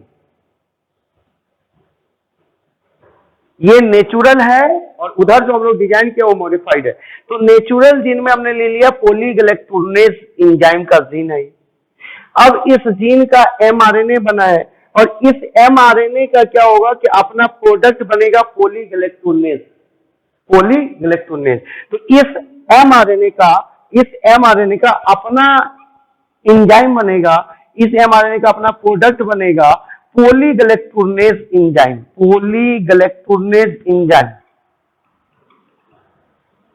एंजाइम इसका बनेगा। ठीक हो गया? और ये जो नेचुरल जीन है उसका एमआरएनए बना और उस एमआरएनए का ये टेम्पलेट स्टैंड को थोड़ा सा ऊपर कर देते हैं ताकि यहाँ पे जगह हमको बहुत ज्यादा मिल जाए। ये आपका था टेम्पलेट स्टैंड, टेम्पलेट स्टैंड। और ये जो आपका एमआरएनए बना इस जीन से, वो एमआरएनए का प्रोडक्ट बन गया पॉलीगैलेक्टोर्नेज एंजाइम, जो क्या करता है over ripening of the tomato करवा देता है, ओवर राइपनिंग ऑफ टोमेटो। तो ये जो over ripening of the tomato जो करता है, तो इसका मतलब हो गया कि अभी यदि हम लोग टमाटर को तोड़े हैं खेत से और वो तुरंत पक जाएगा, तो इसका मतलब होगा कि हम उसको बेचने के लिए हमको समय कम मिलेगा। क्लियर हो गया? और वो टमाटर क्या होगा कि सड़ जाएगा, बर्बाद हो जाएगा, उसका जो खुशबू है वो सब खत्म हो जाएगा। क्लियर हो गया? तो इसलिए क्या करते हैं, ये जो पॉलीगैलेक्टोर्नेज एंजाइम का जीन है इसको आरएनए से रोकने का कोशिश करते हैं, रोक देते हैं। तो जिसके कारण क्या होगा, ये पॉलीगैलेक्टोर्नेज एंजाइम जो है ये बनेगा ही नहीं। तो कैसे करेंगे? तो फिर इसी जीन को हमने यहाँ पे मॉडिफाई कर दिया और मॉडिफाई करने के बाद उस मॉडिफाइड जीन का एमआरएनए बना, मॉडिफाइड एमआरएनए। और वो मॉडिफाइड एमआरएनए और नेचुरल एमआरएनए एक दूसरे का क्या हो गया, कंप्लीमेंट्री हो गया। और एक दूसरे का जैसे ही कंप्लीमेंट्री हुआ तो डबल स्टैंडर्ड एमआरएनए हो गया, जो कि आपका ट्रांसलेशन नहीं कर पाया, यानी आपका बना नहीं पाया ट्रांसलेशन की मदद से पॉलीगैलेक्टोर्नेज एंजाइम, यानी पॉलीगैलेक्टोर्नेज एंजाइम का फॉर्मेशन नहीं किया।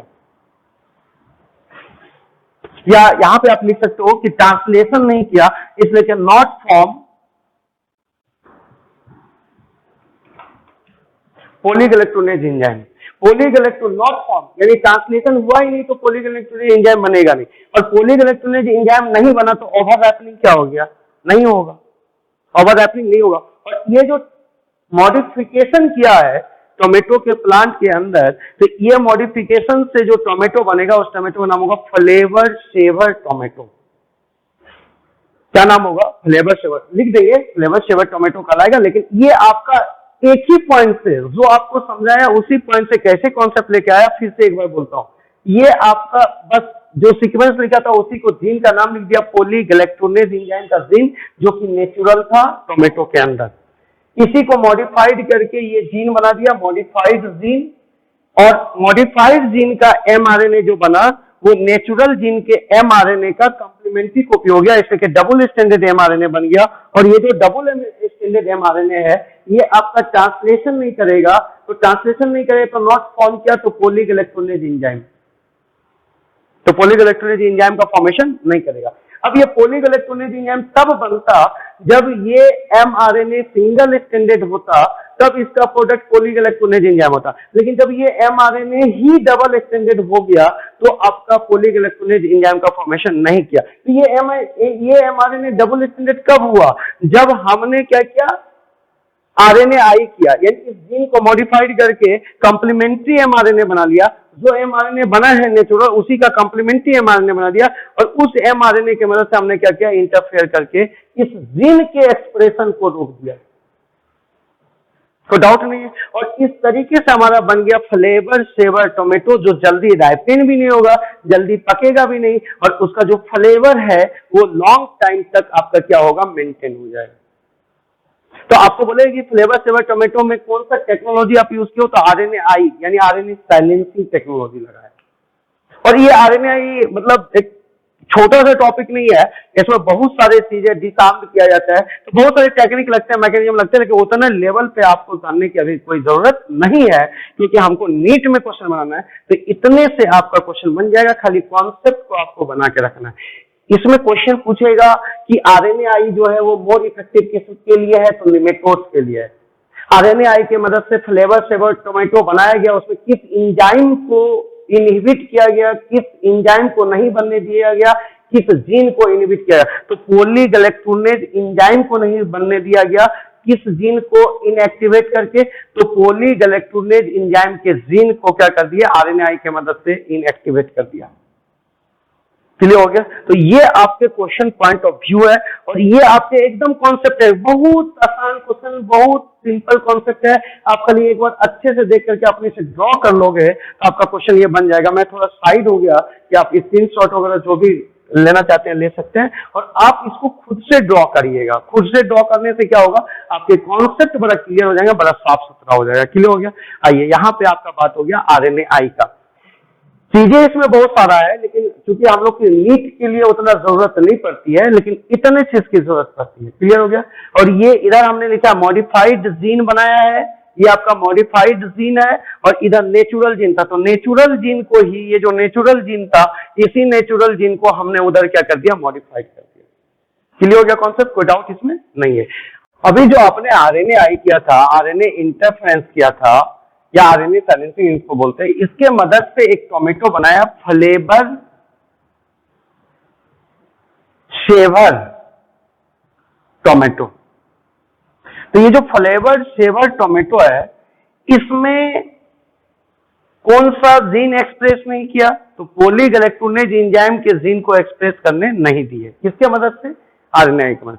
तो RNAi, तो फ्लेवर सेवर टोमेटो जो बनाया उसमें आपका पॉलीगैलेक्टोनेज एंजाइम का जीन, पॉलीगैलेक्टोनेज एंजाइम का जो जीन है, ये जीन को एक्सप्रेस नहीं होने दिया गया। तो पॉलीगैलेक्टोनेज एंजाइम का जीन एक्सप्रेस नहीं हुआ, इसलिए करके ओवर राइपनिंग नहीं हुआ। और ओवर राइपनिंग यदि नहीं हुआ तो इसका मतलब ये हो गया कि आपको समय मिल गया कि आप मार्केट में ले आकर के उस प्रोडक्ट को बेच सकते हो। क्योंकि यदि चीजें तुरंत खराब हो जाएगी तो मार्केटिंग का समय नहीं मिलेगा, तो फिर किसान को नुकसान हो जाएगा। इस नुकसान से बचने के लिए कि टोमेटो का ओवर राइपनिंग नहीं हो, तो RNAi की मदद से फ्लेवर सेवर टोमेटो बनाएगा, जिसमें कि पॉलीगैलेक्टोनेज एंजाइम के जीन को क्या किया गया, इनहिबिट कर दिया गया, और जिसके कारण ओवर राइपनिंग नहीं हुआ और फ्लेवर भी मेंटेन रह गया। तो मार्केटिंग का आपको क्या मिल गया, समय मिल गया। यहाँ पे कॉन्सेप्ट आपका क्लियर हो गया, कोई डाउट नहीं। आइए नेक्स्ट आते हैं। नेक्स्ट क्या है, तो एक राइस हमको बनाना है जिसका नाम है गोल्डन राइस। सबसे ज्यादा पूछे जाने वाला बिहार में, स्पेशली जब भी 12 का एग्जाम होगा तो 1 साल 2 साल यानी तो कभी कंटिन्यू आपका ये क्वेश्चन आ ही जाता है। इवन नीट में भी देख रहे हैं कि क्वेश्चन इसके होते ही होते हैं। तो ध्यान से आइए, जो भी हम लोग पढ़े हैं उसी को यूज करेंगे। एक हमको बनाना है गोल्डन राइस। तो सबसे पहले ये जो राइस है, तो ये प्लांट हो गया। प्लांट, ये गोल्डन राइस जो है ये एक प्लांट है, ये हम बनाए हैं मॉडिफाइड करके, जेनेटिकली मॉडिफाइड प्लांट है। तो इसका मतलब होगा कि राइस में हम जीन को मॉडिफाइड किए होंगे, तब जाकर के वो बन गया गोल्डन राइस। क्लियर हो गया। तो अब ये गोल्डन राइस में हुआ क्या, ध्यान से देखिएगा। तो ये गोल्डन राइस बना कैसे, सबसे पहले इसकी प्रॉपर्टी है कि ये विटामिन ए रिच राइस है। विटामिन ए छूट गया यहाँ पे, विटामिन ए रिच राइस है। क्लियर हो गया। तो विटामिन ए रिच राइस है। तो ये विटामिन ए एक्चुअली किसी प्लांट में विटामिन ए नहीं होता है, ये आप पढ़ रखे हैं। उसमें क्या होता है ना कि किसी भी राइस में पिगमेंट होता है बीटा कैरोटीन, और बीटा कैरोटीन आपके लीवर के अंदर ब्रेक करके विटामिन ए में कन्वर्ट होता है। यानी ये आप डायरेक्ट नहीं बोल सकते हो कि किसी भी प्लांट के प्रोडक्ट से या प्लांट के फ्रूट से आप विटामिन ए ऑब्टेन कर रहे हैं, नहीं, विटामिन ए ऑब्टेन नहीं कर रहे हैं, उससे बीटा कैरोटीन ऑब्टेन कर रहे हैं, और बीटा कैरोटीन जो होगा वो आपके लीवर में जाकर के ब्रेक करके विटामिन ए में कन्वर्ट है। तो यानी जो प्लांट के पास या प्लांट के प्रोडक्ट के पास में बीटा कैरोटीन होगा वही हो जाएगा आपका विटामिन ए का सोर्स।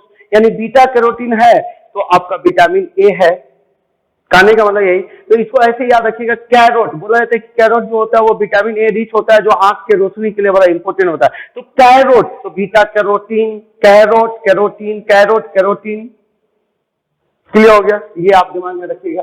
अब आइए यहाँ पे गोल्डन राइस हमको बनाना है, तो यहाँ पे हमने राइस का केलस डेवलप करवा लिया है।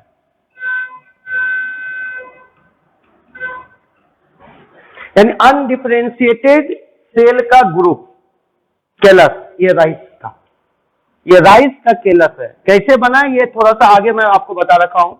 राइस का callus is the group of the undifferentiated cell, या आप केलस को बोल सकते हो कि group of the meristematic cell, group of the meristematic cell, group of the meristematic cell, meristematic cell.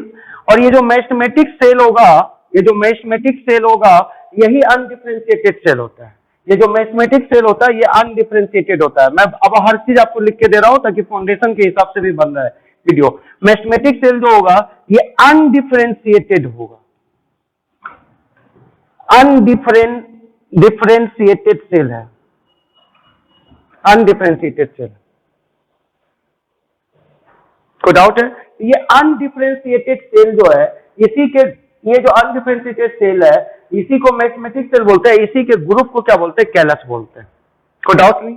अब ये राइस का जो कैलस है, अब इसमें हम चाह रहे हैं कि मेरा बीटा कैरोटीन का जीन इस कैलस के सेल के अंदर इंटर कर जाए, ताकि इस सेल से जो हम प्लांट बनाएंगे वो सारे प्लांट के पास में बीटा कैरोटीन का जीन हो, जो कि राइस में चला जाए, और वो राइस जब हम खाए तो हमारे लीवर में वो बीटा कैरोटीन टूट करके विटामिन ए में कन्वर्ट कर जाए।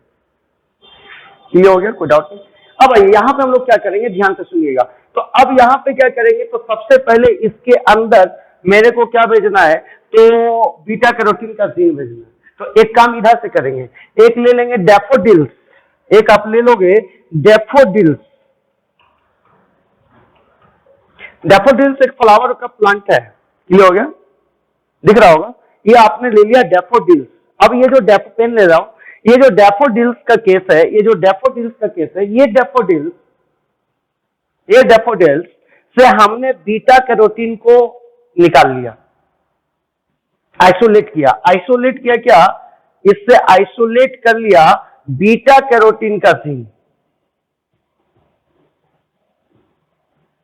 अब इस बीटा कैरोटीन के जीन को मैं चाह रहा हूं कि स्केलस के अंदर भेज दूं, तो ये बीटा कैरोटीन का जीन डायरेक्ट इस स्केलस के सेल के अंदर नहीं जाएगा, डायरेक्ट जा भी सकता है जीन गन वगैरह की मदद से। जीन गन आप यूज करोगे तो उसके मदद से जा सकता है, लेकिन मैं यहाँ पे जीन गन यूज नहीं करूंगा। क्या हो गया?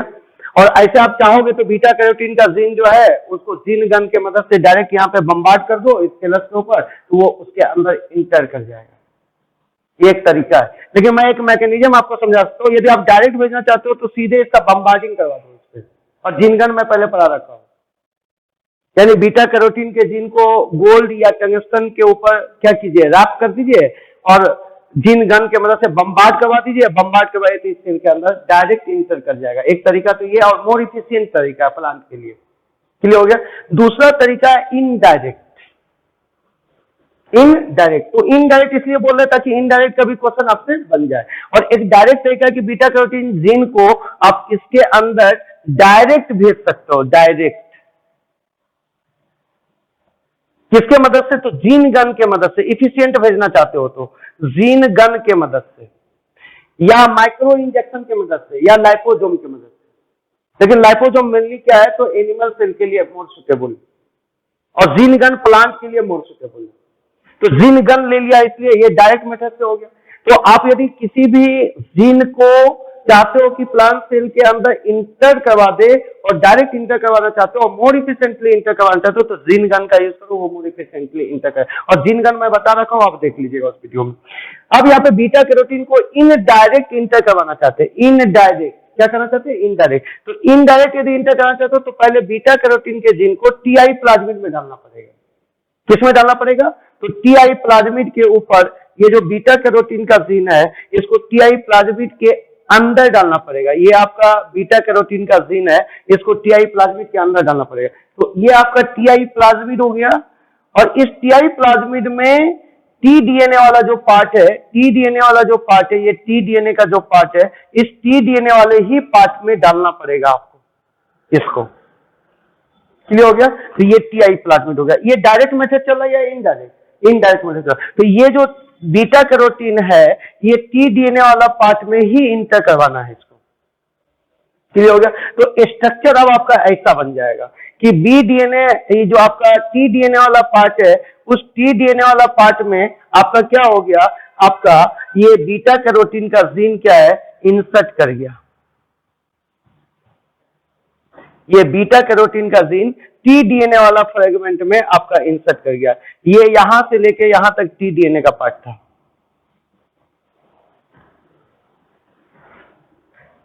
और उसी में आपका बीटा कैरोटीन का जीन इंसर्ट किया। टी डीएनए वाला पार्ट में यदि आपका जीन जाएगा, डिजायर जीन, तभी प्लांट के अंदर इंसर्ट कर सकता है, अन्यथा वो इंसर्ट कभी जिंदगी में नहीं करेगा। क्लियर हो गया। तो अब ये जो आपका टीआई प्लाज्मिड था, इस टीआई प्लाज्मिड से ये बीटा कैरोटीन का जीन कट करके इस सेल के अंदर जाए, तो इस टीआई प्लाज्मिड को एग्रोबैक्टीरियम टुमीफेसियन के अंदर डालना पड़ेगा। तो ये एग्रोबैक्टीरियम टुमीफेसियन है, इसके अंदर इस प्लाज्मिड को डाल दिया, एग्रोबैक्टीरियम टुमीफेसियन, एग्रोबैक्टीरियम टुमीफेसियन। क्लियर हो गया। तो एग्रोबैक्टीरियम टुमीफेसियंस के अंदर डाले इसको। क्लियर हो गया। तो एग्रोबैक्टीरियम, यहाँ पे आपको क्लियर लिख रहा हूं, एग्रोबैक्टीरियम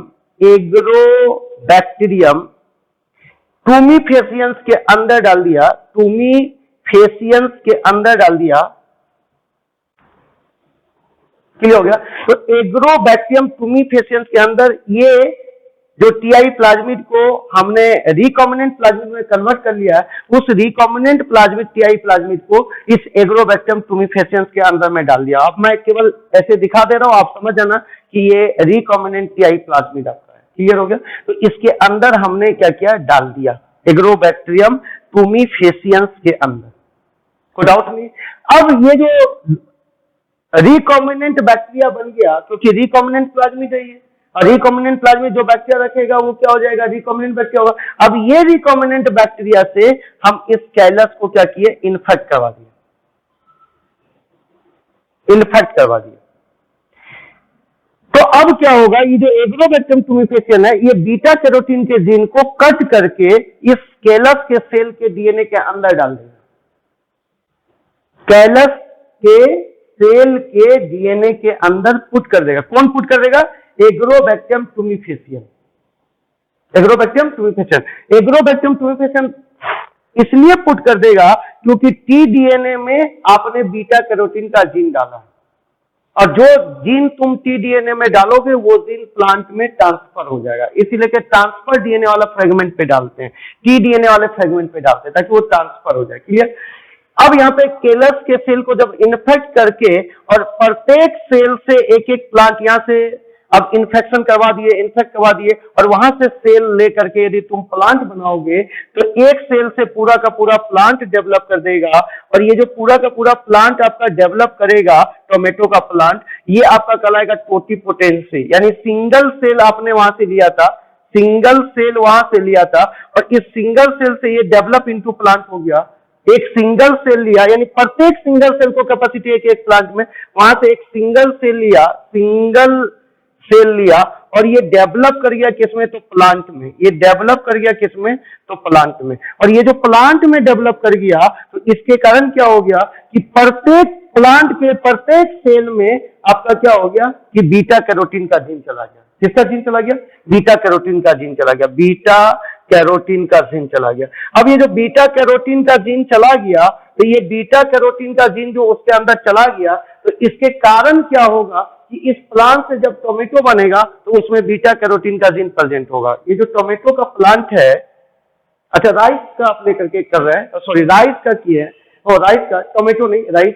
तो ये जो राइस का प्लांट है, ये राइस का जो प्लांट है, तो ये राइस के प्लांट से जो राइस बनेगा, इस राइस में आपका क्या होगा कि बीटा कैरोटीन का जीन होगा। और जब इस राइस को आप इनटेक करेंगे तो वो बीटा कैरोटीन आपके लीवर में चला जाएगा, जहां पे वो विटामिन ए में कन्वर्ट कर जाएगा।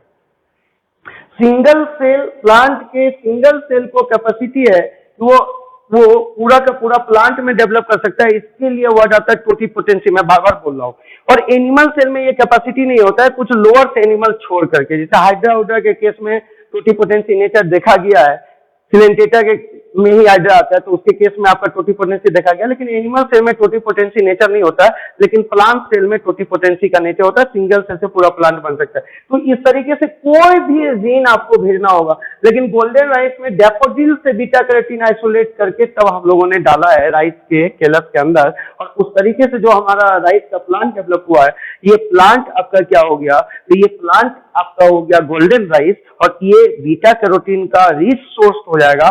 और अब जिसका आंख का जो नाइट ब्लाइंडनेस वाला प्रॉब्लम होता है विटामिन ए की कमी से, वो यदि ये गोल्डन राइस को खाएगा तो उसका वो प्रॉब्लम सॉर्ट आउट हो जाएगा। उम्मीद करते हैं कि आपको समझ में आ गया होगा। क्लियर एकदम, कोई डाउट नहीं है। क्वेश्चन बड़ा इंपॉर्टेंट, एक बार पूछ भी रखा है डेफोडिल्स वाला क्वेश्चन, कि जो गोल्डन राइस में बीटा कैरोटीन का जीन लाया गया वो कहां से लाया गया। यदि मैं आपको ऑफलाइन में बहुत सारा चीज बताता हूं कि क्वेश्चन को सॉल्व कैसे करते हैं, बहुत कम जानकारी होगा तो भी क्वेश्चन कैसे सॉल्व किया जाता है, तब भी क्वेश्चन कैसे ब्रेक करता है, तो यदि हम लोग को 2-3 दिन का भी समय यदि मिल जाए तो उसमें और भी इसमें जुड़ा जा सकता है इलिमिनेशन टेक्निक लगा करके। यदि आपको नहीं पता चल रहा है आंसर क्या होगा, तो इलिमिनेशन टेक्निक लगाने से आपका क्वेश्चन क्या होता है, सॉर्ट आउट होता है। मैं कुछ क्वेश्चन करवाऊंगा तो उसमें बताऊंगा कि इलिमिनेशन कैसे करते हैं।